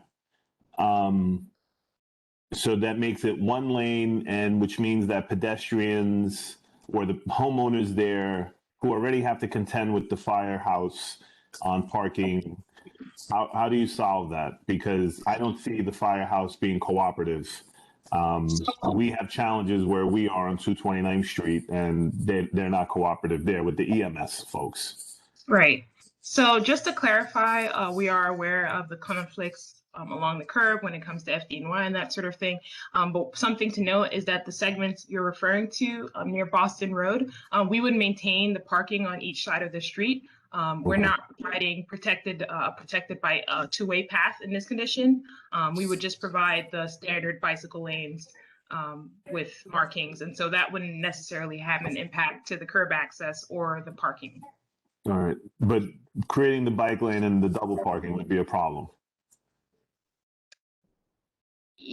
I mean, could be an issue. I mean, I think double parking is something that, we always have to contend with. But something to note is that I think the turn lane in this condition also does improve vehicle movement and traffic flow through the area. Okay. All right. Thank you. Thank you, sir. Mrs. Bond? Yes, good evening. My question is really is concerning the flow of traffic. When you have those bus boarding areas, and wouldn't that inhibit the flow of traffic once the bus has to stop, because now it's only one way for each side of the traffic? So when you have the bus boarding, then traffic comes to a halt so that you can have the passengers on and off safely. So Right. how does that work? Right. So, yes, when the buses would be stopped at the bus boarding island, they would temporarily block the traffic behind them. But we found that including bus boarding island can improve the speeds of the buses or how long they're spending at the stop by not requiring them to pull fully into the curb. Rather, they can just stop and board passengers quickly and continue on. So find that it does reduce idling and that sort of issue. Okay, thank you. Thank you. I think it's also important to note that the islands also improve ADA access to our buses, because kneeling buses are designed to meet the curb. And when buses don't fully pull to the curb, that feature is lost. So what creating these islands do, it creates a situation where the buses always meet the curb, and it always makes it easy for the kneeling bus to kneel, or for when someone in a wheelchair has to get onto the bus, it becomes easier. And that also, I don't want to, ignore the improvements of bus efficiency, but I also want to, point out that this is also a benefit that helps ADA accessibility for New York City buses. Thank you. Ms. Hayes? Good evening. So my first question is, with the likelihood of the increase in ridership, is there going to be an increase in rider safety education? For me, often it just feels very dangerous. They're not riding, people and cyclists are not riding respectfully. And so there's many accidents. I know your studies say otherwise, but in my experience, that's what I've experienced. And then I also just wanted to piggyback off of George. I live near Boston Road in Eastchester, and so traffic there is really bad. Parking here is very, very bad. And so I'm just curious, as you do, if you were to install it, would there be some type of traffic agent there to make sure that traffic is flowing, that people are safe, because it is a concern for me and my neighborhood. Thank you. So I can take that one. So as we install projects, we definitely monitor as they go in. So we will, as things are changing on the street, we'll always be there, making sure that it's flowing safely and efficiently. And then to your first point, there will be outreach associated with the rollout of the scooters. And then also You know, right now there's really no designated place for bikes on the street, so they're kind of just everywhere. Our hope and generally what we see happen is when there is a dedicated space for bikes to travel, you know, they will funnel to that space. And as a pedestrian or as a motorist, when you encounter a bike, it's more intuitive where you're going to find them because the street is just a little better organized. So those are some of the that's what we've seen in other parts of the city when we install lanes. Okay, so again, I'm sorry, you can't see me raise my hand, Mike. I'm sorry. Mr. Stricker? May I? Yes. I just want to say the question on the bus bulbs, as we called them when I helped originally design those bus bulbs in the late 90s, early 2000s. And the first place we put them was on Boston Road by Southern Boulevard, 174th Street, and I forget the other street. And they work. Bus traffic flows faster, and nobody cuts around the bus loading while he's loading the bus. And also when you don't have an L structure, the bus bulb comes off the curb out, and nobody can go around the rear end of the bus is not sticking out, which causes a hazard because people park in the bus stop. Bus stop bulbs, believe it or not, although they look like they delay traffic, they help to move it faster. That's all I have to say. Clarification, Okay. Mr. Stricker. Thank you very, very much, Mr. Stricker. So if there are no other questions, I'm going to move along. So we'd like to thank the Department of Transportation. Hopefully next time we will have this at a committee meeting. You know, and I know there were some problems scheduling that, but nonetheless, we appreciate you letting us know what you're going to do for Community Board 12 in particular, but also our surrounding community boards, and that we work in conjunction with them. So thank you very, very much. And if you would please. Thank you, Chair Burke. And just to say, I want to again express my thanks on behalf of the agency for accommodating us tonight on your busy schedule. We will be posting both these presentations on our website. Once we do that, I will be emailing that to the district manager for distribution to the board. And please follow up any questions that you may have. And have a happy summer, everybody. Not a problem. Thank you to you and your team for bringing that information to us. Okay. Thank you. Right. Great. Thank you, everybody. Thank you very much. Not a problem. Have a good evening. Same to you. So bye-bye. Let's move on to the next portion, which of course are the committee recommendations. And so what I'm going to do is again share my screen one more time. And I'm going to ask the Land Use Committee. Now, we haven't called the roll yet. So with this vote, even though I would like unanimous consent, since we haven't called the roll, we need to do a roll call vote for the acceptance of the report. So what I've done, Mr. Stricker, is that I've put the minutes submitted by Attorney Singh up. So they're looking at the attendance as well as the discussion and the motion. So the recommendations are on the screen. So Mr. Stricker, take it away.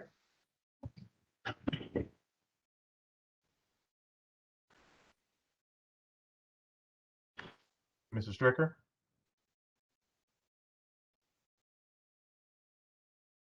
Is this for the land use? Yes, land use.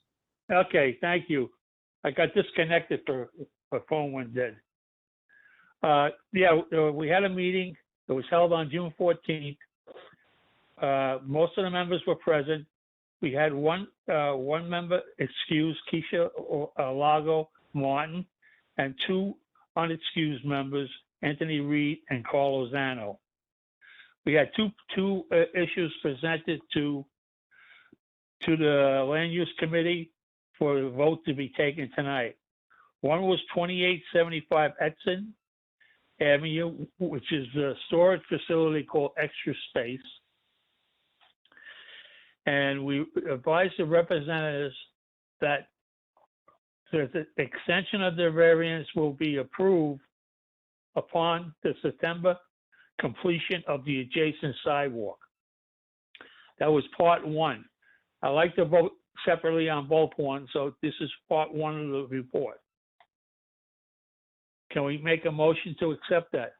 Well, let's make a motion to accept the report, and then we're gonna, Okay, then we'll play it yeah. down. That sounds Let's good. do it like this, Mr. Stricker, because we still got some other things to do. If you want to do it separately, then what I'm going to suggest is that we take a motion to accept the report first. We need to have a roll call because we need to see who's here. So Okay. Madam Secretary, then call a roll. Then I'm going to ask that you make a motion for unanimous consent on your recommendations. I'd rather do it that way. That's fine with me, sir. Okay, so I need a motion for I'll accepting just get the what the report. second part was so they know. It's a hotel special permit with gyms, spas, massage parlors, and therapy. So that also was passed. But I would ask to have the meeting accepted, the report accepted, and then we can vote on the recommendations. Right. So what we're going to do right now is, like I said, so we need a motion from the floor, Mr. Stricker, and then we're going to vote to accept your report, and Madam Secretary is going to call a roll, and she's going to give the instructions as only Ms. Benitez can do. So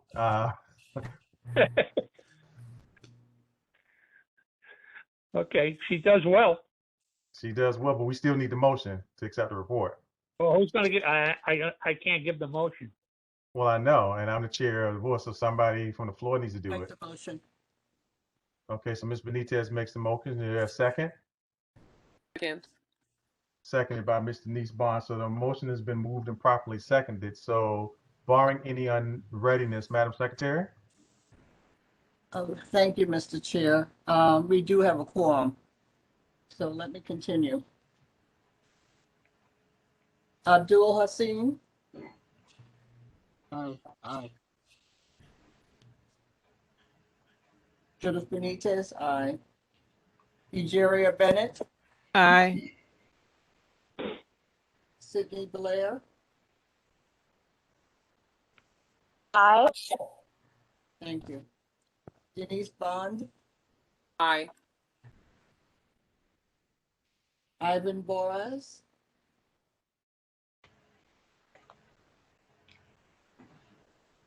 Ivan Boras?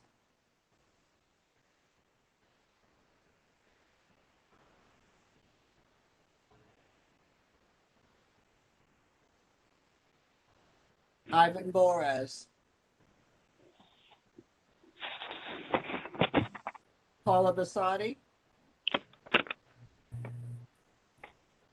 Paula Basati? She said aye. She said aye. Thank you. Marlene Brown Allen? Did she say aye? Yes, ma'am. You did. Okay. Jerome Brown? Jerome Brown?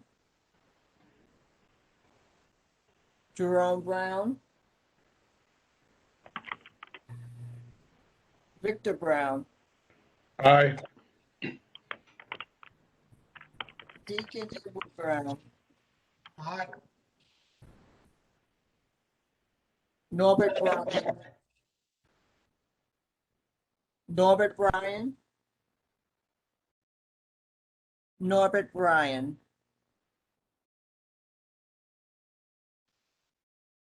Katie Campbell? Sadie Campbell?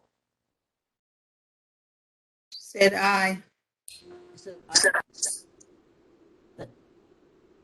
Thank you. Joan Claude? Aye. Thank you. Beatrice Coronel? Aye. Tolene Dickerson is excused. Kevin Eichelberger? Aye. Alfredo Figueroa? Aye. Barbara Gibson? Aye. Johnny Goff?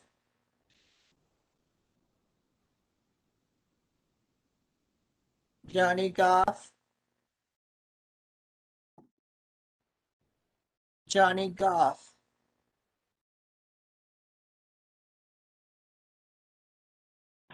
Robert Hall, Aye. Lisa Hayes, Aye. John Isaac, Aye. Theodore James, Aye. Keisha Largo Martin is excused. I for last. I for last. I for last. Ivan Boris. I was having connection issues. Here present. Are you saying aye to the motion? Yes, aye. Thank you.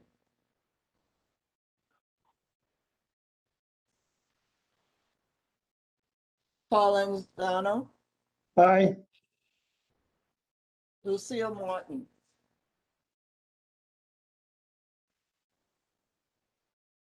Lucille Martin, not present. Shanika Moore, Aye. Clinton Mike, Aye. Carmen Ortiz. Aye. Thank you, hon. Anthony Reed. Anthony Reed. Anthony Reed. Dr. Dina Robbins. Aye. Harry Singh. Aye.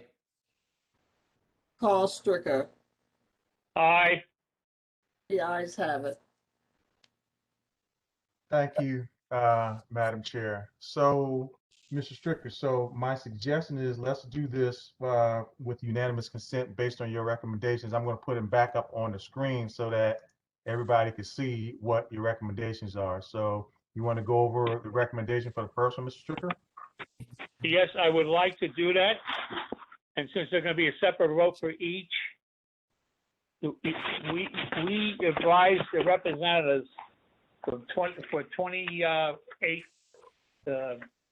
75 Edson Avenue that we would approve the variance upon the completion of the adjacent sidewalk in September. Can I have a motion for the floor? Well, hang on, Mr. Stricker. Let me ask and make sure I understand properly. I thought that we were voting on the text amendments first. Do we need to vote on 2875 Edson Avenue? Yes, we do. Okay. So we're going to do this unanimously if we take that instead of going through a roll call vote. So I need a motion for unanimous consent. So moved. John Isaac, I so moved to make a motion for anonymous consent. And of what? Edson Avenue or Edson Avenue? Edson Avenue. Okay. So a motion has been unanimously made that we accept the recommendation for 2875 Edson Avenue. Hearing no objection, motion passes. Let's do the city planning. Let's do the text amendment. And can you explain, Mr. Stricker, I need you to explain, I mean, I see what we have here, but just give, actually, I know Alfredo is on it, but tell you what, let's do this, make it quick, because I know Alfredo gave an excellent presentation. For those of you that need some clarity, Alfredo gave an excellent presentation at the Land Use Committee meeting. So let's just, and so we're recommending that we approve the hotels and that we conditionally approve the gym, spas, and massage therapy. And again, I asked you that you look at that. Okay, guys, everybody, there are too many mics open, so I need people to mute their mics. So I need Mr. Stricker, before we vote, I need a brief explanation, if you can.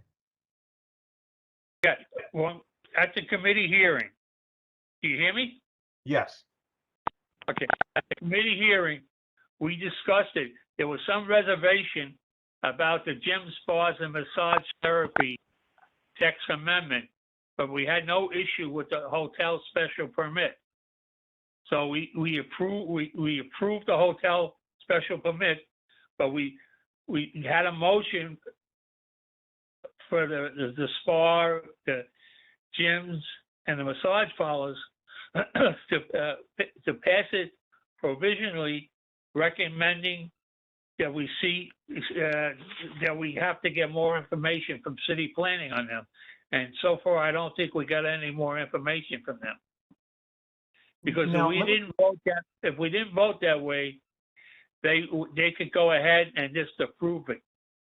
So that's why we only told them provisionally we will approve it, but we need more information on the gym, spas, and massage. Now, let me ask this question, and I'm going to ask our district manager to chime in right quick, because I think there could be a solution to this. If this is going to come up, I see Manny's here from city planning. This is going to come up, I would imagine, because it's in the ULIP process, it's going to come up at the next borough board meeting, I want to say, which is in July. And correct me if I'm wrong, George. Am I wrong on that? George? Oh. I actually don't recall what Marisol was saying, if they're actually going to have a meeting in July, but they may. I thought Madam Deputy said we were going to meet in person in July. That's entirely up to them. Okay. I don't recall. Okay. So in any event, what I think is happening is I think that this is going to come up in the ULIP process. And again, we have 60 days, and the 60 days, and I think that's why we were so upset, because we were kind of sort of forced to vote on it the way we did.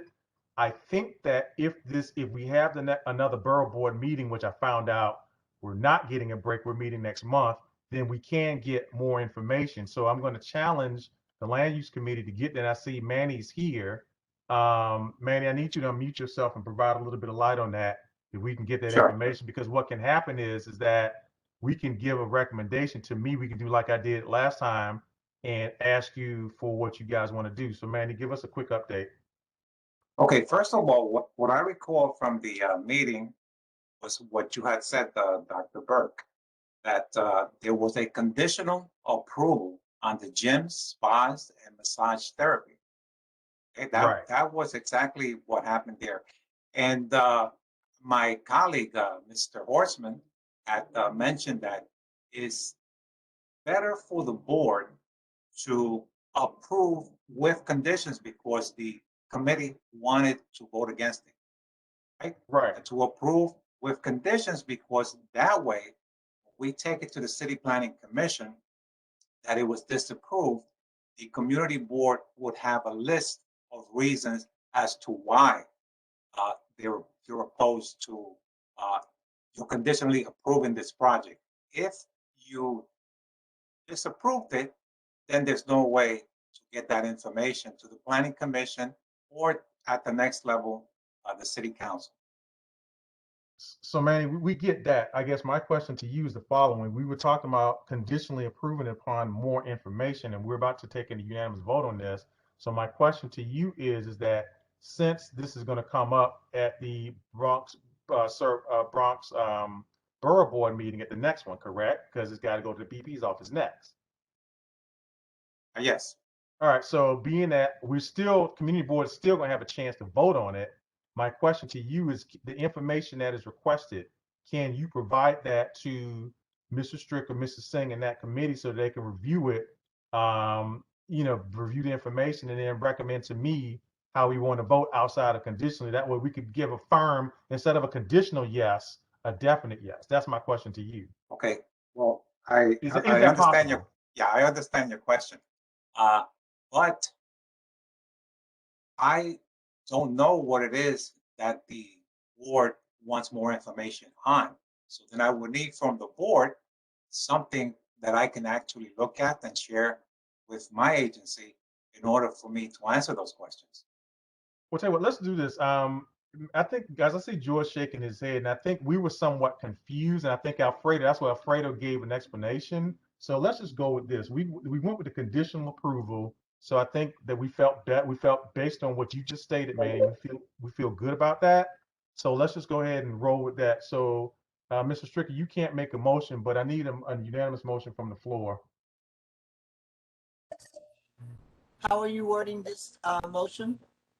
So what we want, Madam Secretary, is we want a unanimous motion from the floor that we approve conditionally approve the gym, spas, and massage therapy text amendment. We definitely approve the hotel text amendment, but we conditionally approve the gym, spas, and massage therapy text amendment. Thank you. So can I get that motion, please?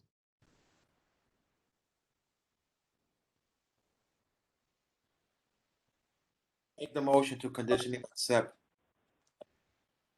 No. I need to know if this is going to be one vote. Yes, ma'am. It's going to be one vote. Second. Okay. Someone has to make that motion. Wait. Right. So it's going to be one vote. It's going to be one vote. So, Alfred, if you're going to make the motion, which we appreciate, I need you to be a little bit more specific. So, I make the motion to proceed with one vote for the EULA process to proceed. Yeah.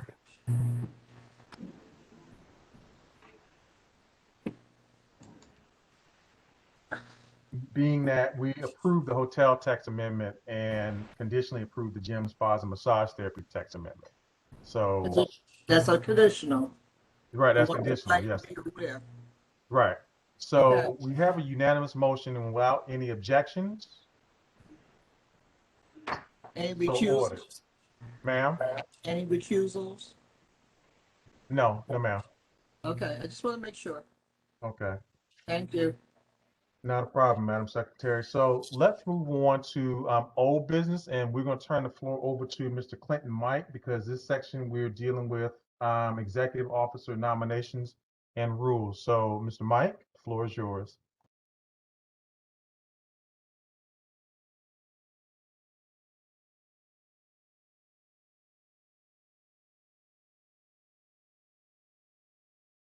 Clinton?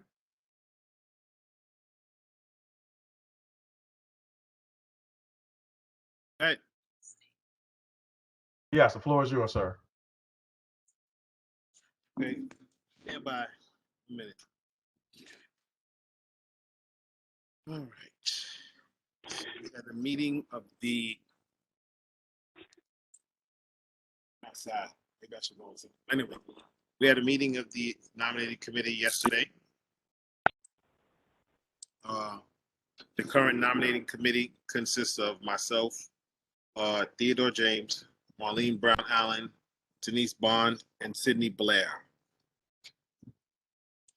Okay, what we discussed yesterday was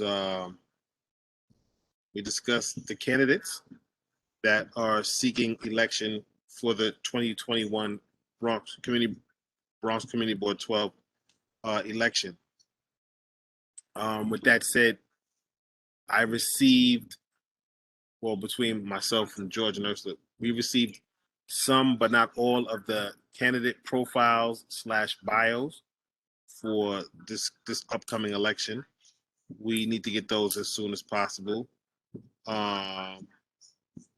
We discussed that the election being moved to October, with nominations from the floor taking place in September of 2021 after the summer.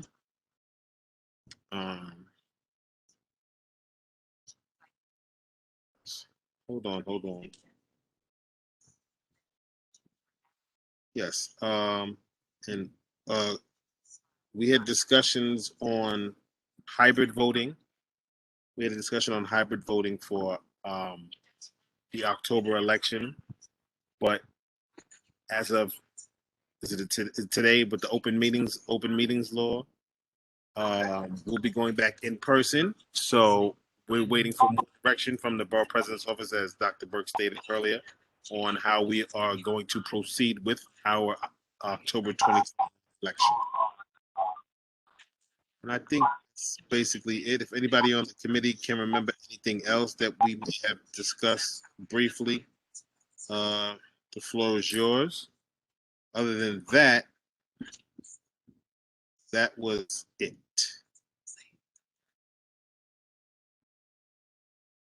So I will, if I may, I will venture to say that one of the questions in mind was the actual voting process, which was questioned in different aspects and discussed amongst different board members. So what potentially what did transcribe was there were different ways that this election took place, and although we are in a quarantine and COVID and this pandemic, I will say that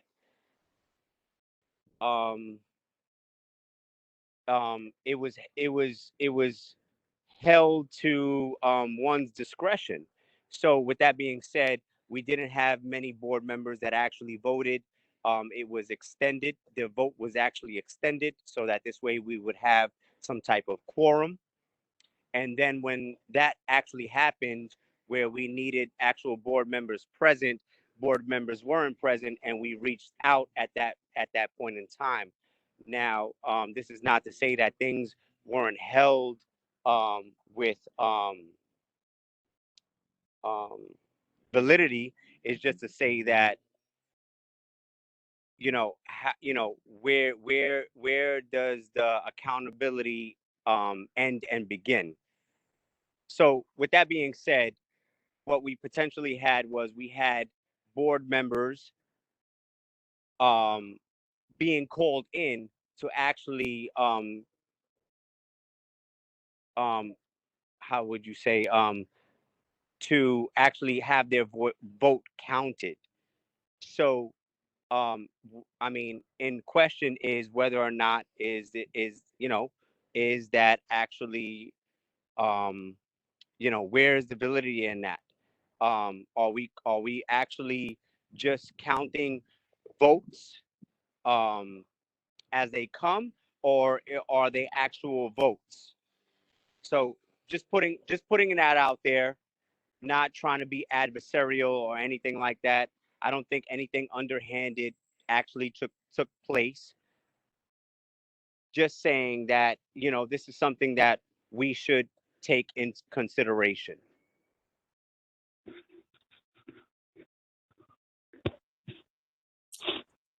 Well, we're moving. Sorry, Clint, you want to say something or you want? Okay. No, go ahead. Okay, good. We're moving forward. I want to say something. Okay. Who is that, Ursula? So this is Ursula. So I just want to clarify that this is not the first time that we have done that. This year, I would have been at Community Board 12 for 26 years. George has actually left the office, got in his car, drove to pick board members up because we needed a vote. We've done this throughout the entire 26 years that I've been there. And the only reason we called this time was so they vote could count. It was not that they didn't vote. We just want the vote to count. Throughout the years, we've done this.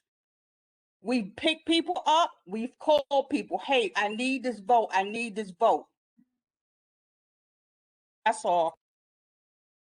That said, and I totally agree with you, Ursula. Again, I want to reiterate, I don't think anything was underhanded. These time call for special measures. But I do want to take in consideration of if we're going to go from good to great, and as as we say, what level of accountability are we actually going to hold? That's all I'm saying.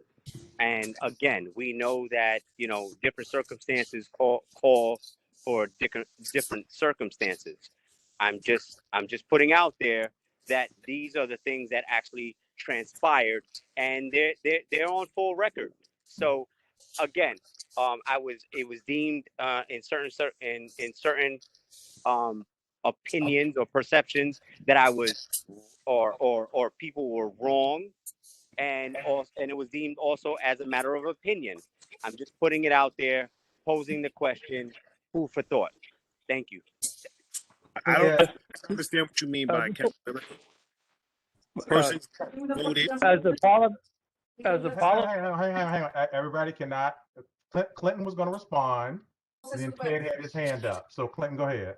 I don't understand you questioning the accountability.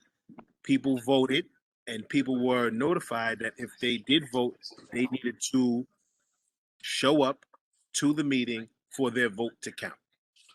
That's it. Nothing. Mr. Clinton, you have done a phenomenal job.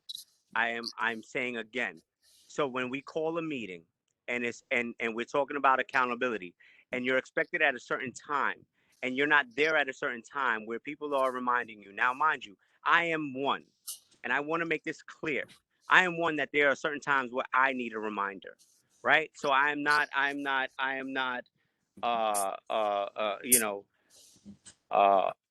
bulletproof to what I am saying. What I am saying is, if we're going to hold this accountability, that we have set this precedent on this board within the last year or 2 years. Okay. So are we going to hold it with the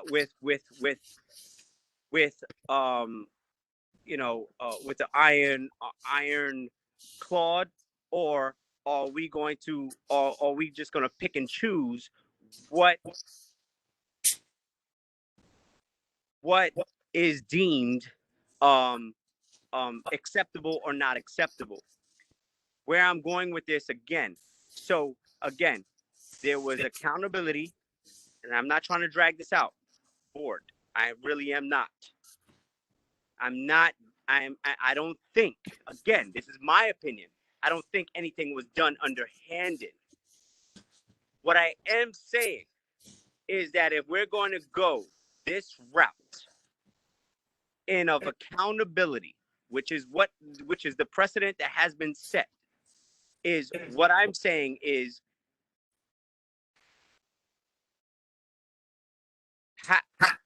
okay, excuse me. What I am saying is how do you hold certain instances accountable and not others? So in that instance, members were not there, and then we wasted 45, I wouldn't say wasted, but we lasted 45 minutes in getting people to come into and being held accountable to their vote.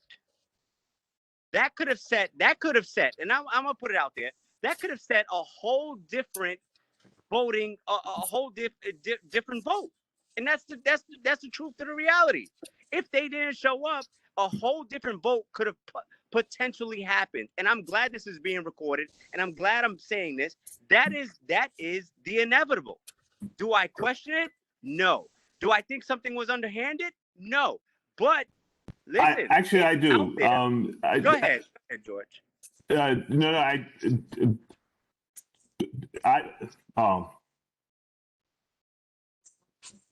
George, before you chime in, let me get. I see Ted had his hand up and Denise Bond had her hand up. So George, before you chime in, let me see here what Ted's got to say, and let me hear what Denise has got to say. Okay, I guess we're talking about the last election. That's not what I want to talk about. Well, you had your hand up, so you want to talk about this or what? No, I'm sorry. I just wanted to make a point that Oh, go ahead, Clinton. I'm sorry. I said what I said. I'm done. Hang for a second, George, because Denise Bond had her hand up too. So can I get her in, and then you say something, George? If I would like George to go ahead first, please. You want George to go? Okay, so George, you first, and then Denise Bond.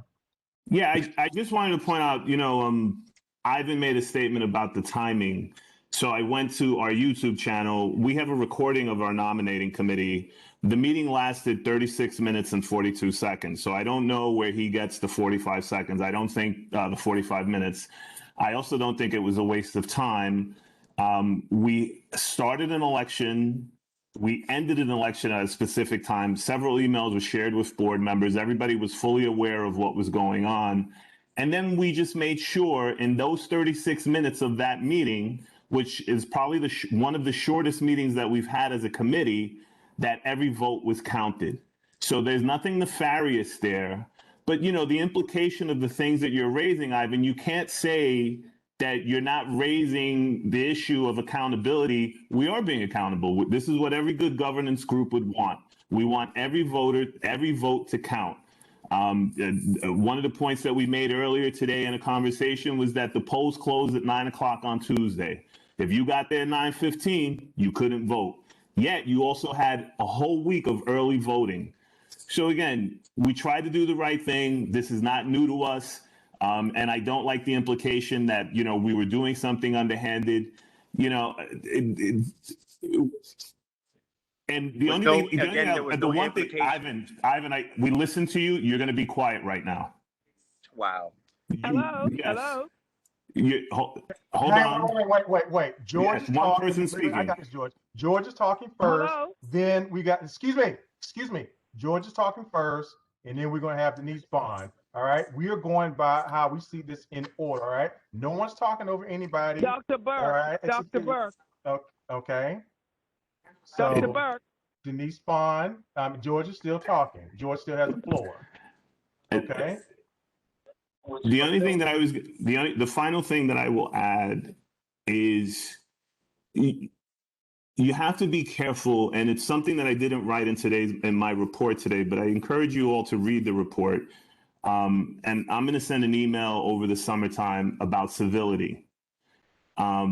We've been very patient at this board with all the stuff that has been going on. If you're going to make an accusation, Ivan, and you're going to speak the way that you speak, then you need to be very specific. So, you're talking, I was confused for like the first 10 minutes of what you were talking about because you made absolutely no sense. And I say that respectfully. If you're going to make an accusation that somebody's doing something nefarious or that the board is not conducting our business in a proper way, I take personal offense to that because I've always tried to be straight with everybody on this board, and I've always tried to allow people to speak, yourself included, Barbara included. That includes everybody. So again, if you're going to make statements, please be, and this goes for every board member. If you're going to make statements, please be very specific about the statements that you're making so that we all understand what's being said so that we can address it. And then we have recordings. So everybody can go to our YouTube channel and check. The nominating committee lasted only 36 minutes. You don't need to emphasize or, exaggerate what was going on. That's all. I'm done. That's totally fine. And Dr. Burke, I know that you have other people in place to speak. I'm just rebuttaling. Again, I don't think anything was underhanded. I said that, and I apologize to the board if things weren't clear. I'm only trying to pick and choose and be politically correct in what I'm saying because I don't want to be held. Again, I said I do not think anything was underhanded. But I'm saying if we're gonna hold ourselves to this, Denise, go for it. Denise. Okay. Yes. Thank you. George, thank you so much. You made some of the very same points that I was going to make. I just think that you can't say that you don't find something to be underhanded and then say, oh, but by the way, it was underhanded. So it's not what you're saying is not very clear. It's not very clear and it's not true. Okay. That's all I really have to say on the subject. Thank you.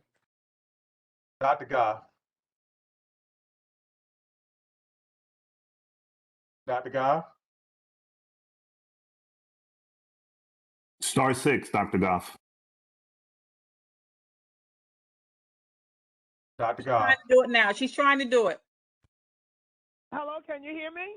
Yes. I'm telling you, everybody, good afternoon, good evening. I've been on this phone since 6:45. I heard everything, heard the presentation, heard the roll call, heard the complaint, heard the arguments and displeasement. I've been on this board, I don't know how many years, I'm quite sure it's over 10. And I've never heard such thing I'm hearing now on this board. I mean, I appreciate being on the board. I love it. I sit on 3 boards. And if we don't get ourselves together and act professionally and respect each other and complain, yes, your complaint is absolutely necessary. You have a right to be judgmental on certain things. You have a right to vote. You have a right to make sure you follow the policy and the law. But you have some very professional, caring people on Board 12. I'm one of them. But we need to get our act together and act professionally, unless you're going to lose a lot of good board members that really, truly want to be on the board. But I'm not dealing with nonsense and wasting my time when I could do other things. I'm telling you guys, because the public outside is talking about us. We're the greatest board and the most effective board and get a lot of stuff done. But we got to start utilizing our time professionally and very considerably, because we are not. We're not. I mean, we got to take a look at ourselves. We are role models for other folks to come on this board. If you got a complaint and something is done incorrect, then do something about it. Correct it. And I'm present, and I vote yes on the presentation, and let's move forward because it's a long night. Thank you very much for your ears. Thanks, Johnny. I got your information. Michael? Yes, Mr. Stricker. Yeah. As a parliamentarian, I just want to say at the last meeting, we said that we would send a Google ballot out with the people who wanted to run with their names on it. And you would have a certain date to return your vote. Now, people voted, but a lot of people didn't vote. The key is the people that voted had to be at the WebEx meeting for their vote to count. So there was one or two people, I believe, maybe three, that didn't show up. One was stuck in traffic and so forth and so forth. And this is not the first time we called them in to find out where they are. That they have to appear if you want your vote to count. And I don't know what the issue is here. Everything was done above board because I trust everyone that was dealt in this. And I tell you, I'm very upset that the attitudes pop up and say, imply that something underhanded was done. It was nothing done. And a long time ago, many times it happened on the board when we didn't have a quorum and we had to take a vote for the borough president. We call people up and we drag them in so we can have the vote. So this is nothing new. Thank you. Thank you, Mr. Stricker. Ted, you still have your hand up? Or Yes, you have a question? okay. I mean, we spent the last 20 minutes on this, and that's not, as I was saying, that's not what I wanted to talk about. When Clinton Mike finished, I just wanted to add that coming out of our nominations meeting, we had a discussion about candidates who were nominated for multiple positions. And I just want to underscore that what we said, I believe it was Paul Lanzano who said it in our last meeting, that we are going to have the position that has the least amount of authority voted on first, as a matter of fact, in that order, so that if you're a candidate for multiple positions and you're elected in, let's say, the first position, that's it. You can't vote again because now you already hold a position. So I just want to underscore that. Thank you, Ted. Dr. Goff made a very salient point into that. I have an announcement that I'm going to make, but I'm going to make it in executive session. George, is not going to take that long. I see you rolling your eyes. It's not going to take that long. So I'm going to make an announcement in executive session because we're almost done. The only other bit of business that we have is a new business, which is the reauthorization of the ad hoc committees, in particular bylaws and not-for-profit. Beatrice, I know that we talked about doing a cursory survey result, but I think that based on this discussion, we're going to go into executive session now. So I'm just going to ask for, so if you can hold off your results until September. That works for me.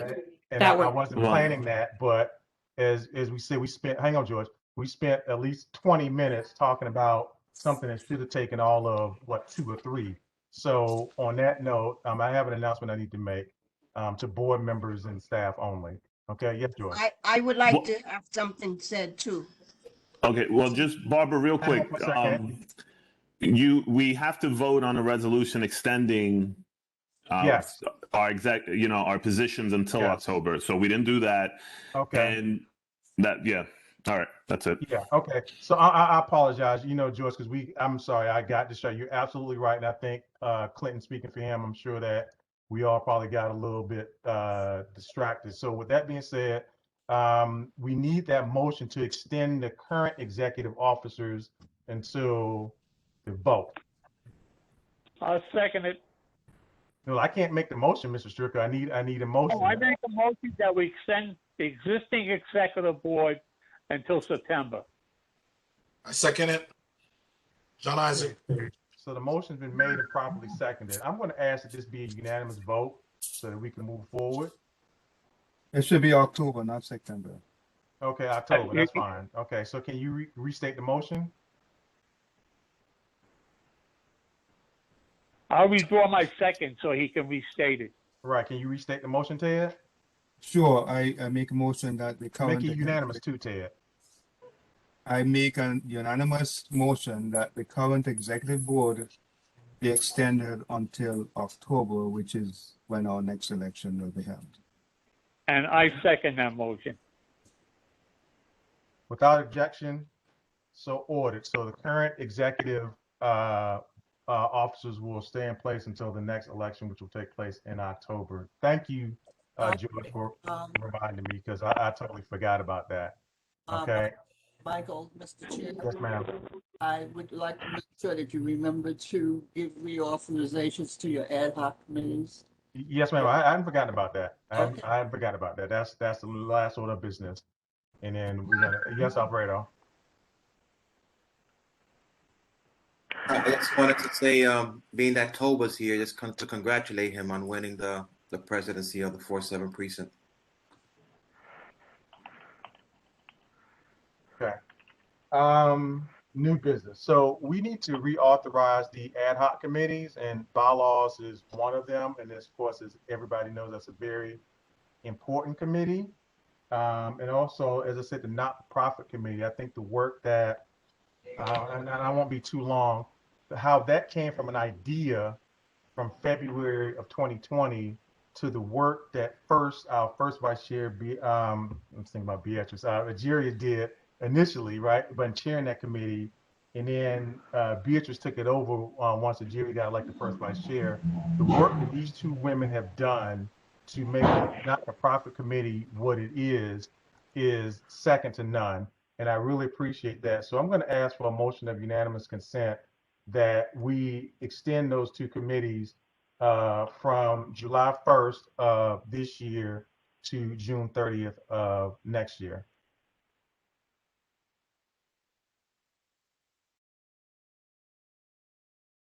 I so move. Make the motion that we extend it from June 1st through July 31 of next year. Second. Okay, thank you. Without objection. Hold the question. Okay.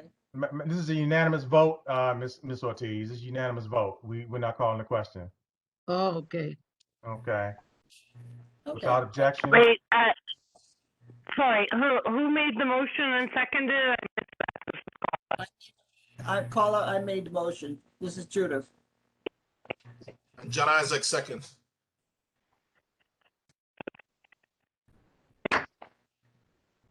And we Without told objection, so ordered. To June 30th next year, Paul. Right. So let's wrap this up. Oh, I forgot Ms. Gibson wanted to say something. Thank you, George. Before we get out of here, Ms. Gibson, I forgot you had something you want to say. Yes, I want to ask for clarification. I'm going to say it again.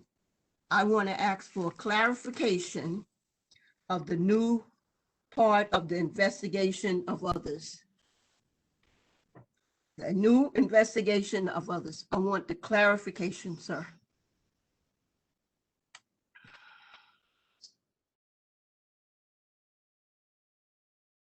She's talking about the discipline committee, right?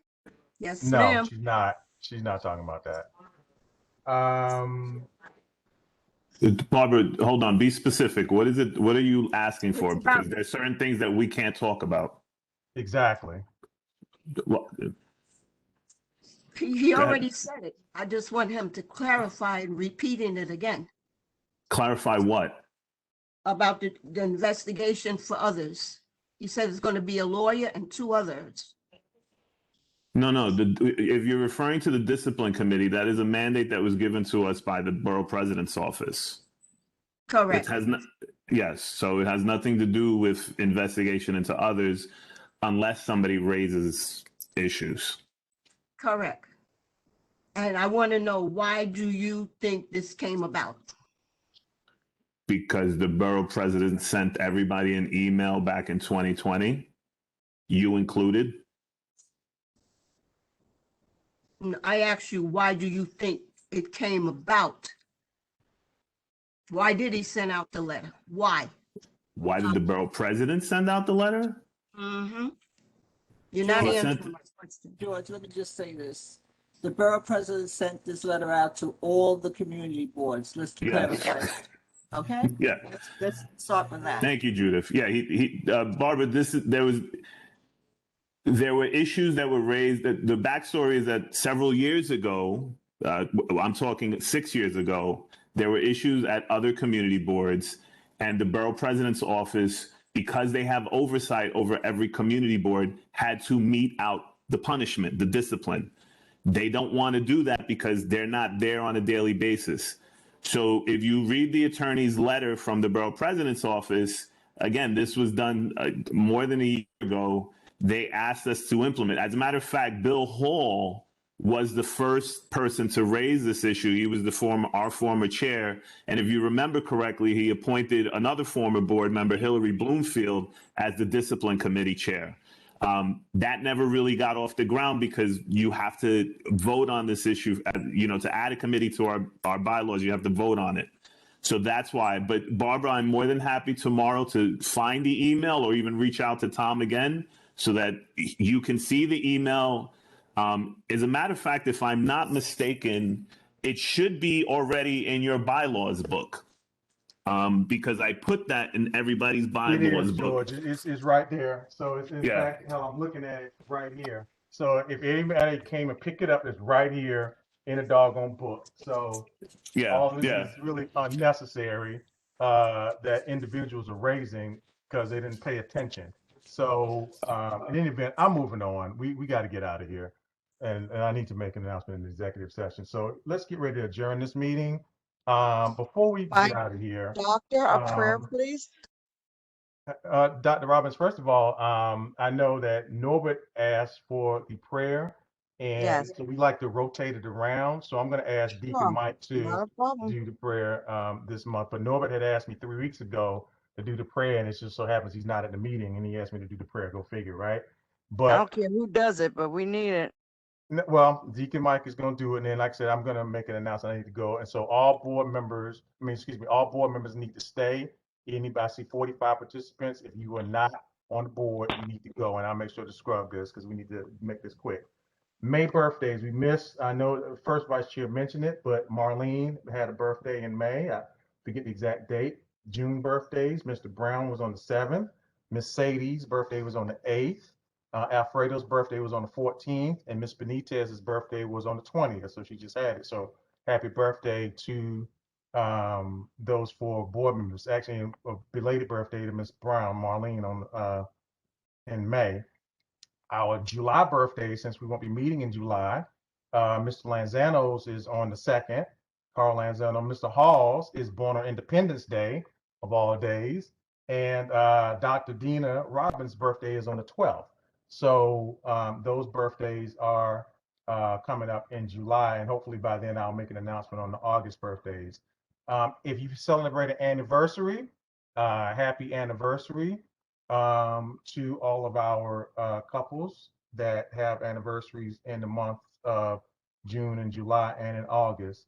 So let me just say this. So in September, we're supposed to be going back to in-person meetings. And so I'm going to close what I'm going to read, I'm going to do in session to Dr. Goff, to Beatrice, to Mrs. Clyde, Tolene, Miss Sadie, Mrs. Lanzana, and Alfredo. Those are all the board members that I had the pleasure of seeing in person during this pandemic. And I must say it's always good to see board members, but it's always good to see you in person. But to be able to see and touch each of those board members, and this is actually Beatrice, you were the first one when, of course, you first joined the board, and when you came to get your book. Of course, I saw, I was always good to see people before a board meeting, and to see Mrs. Clyde and Tolene before the March and April board meetings, respectively, was great. To have break bread with Dr. Goff was absolutely fantastic. And last but not least, seeing Miss Sadie, Mr. Lanzana, and Alfredo early this month was just great to see each and every one of them. And in September, I will see each and every one of you because we will be meeting in person again. So with that being said, Deacon Mike, I need a motion for adjournment. I need you to close us out in prayer, and then I'm going to call for an executive session. And it is 9:50 at that point. So I need a motion for adjournment. I make a motion that we adjourned. Okay, thank you, Ted. Is there a second? Second by Denise Bond. Okay. Dr. Burke. Yes. Hi, I would like to say on July 31st, Safer will be giving a free backpack to the boys and girls in the park at Eastchester Heights complex. Anybody who has any school material or donation that would like to give, please call me and give it up. We have about over 500-600 children be coming for backpacks and nutritional grab and go snack. So if you're offering anything to give up free, please call me. We need anything we can have, pencil, crayon, dollars, whatever you could give up. Thank you. Enjoy the summer. No problem. Thank you, Dr. Goff. And again, it was great seeing you in April as well. So I need a motion for adjournment.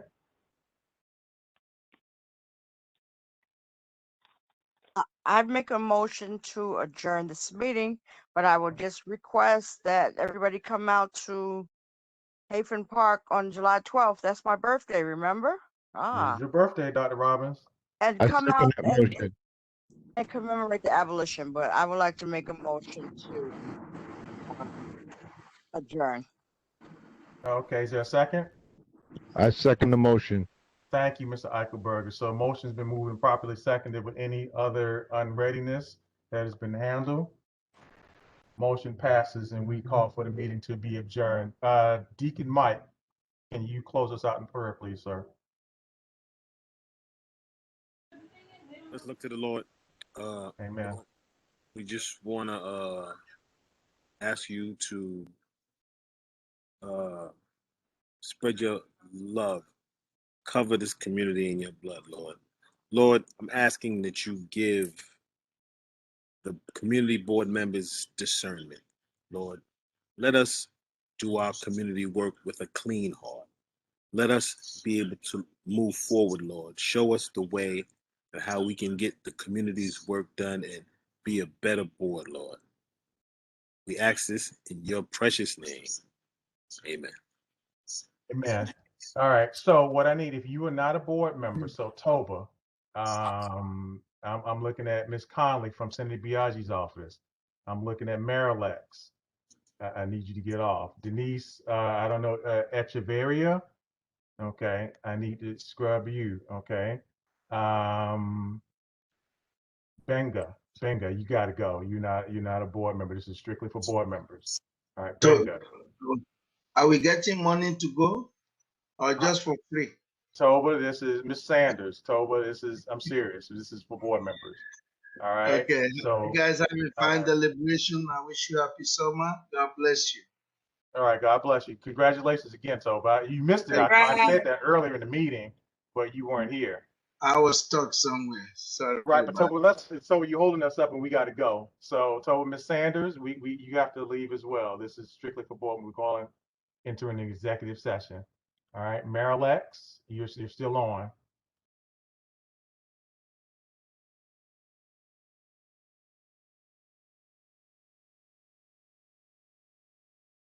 Okay, I see Richard Diaz from BronxNet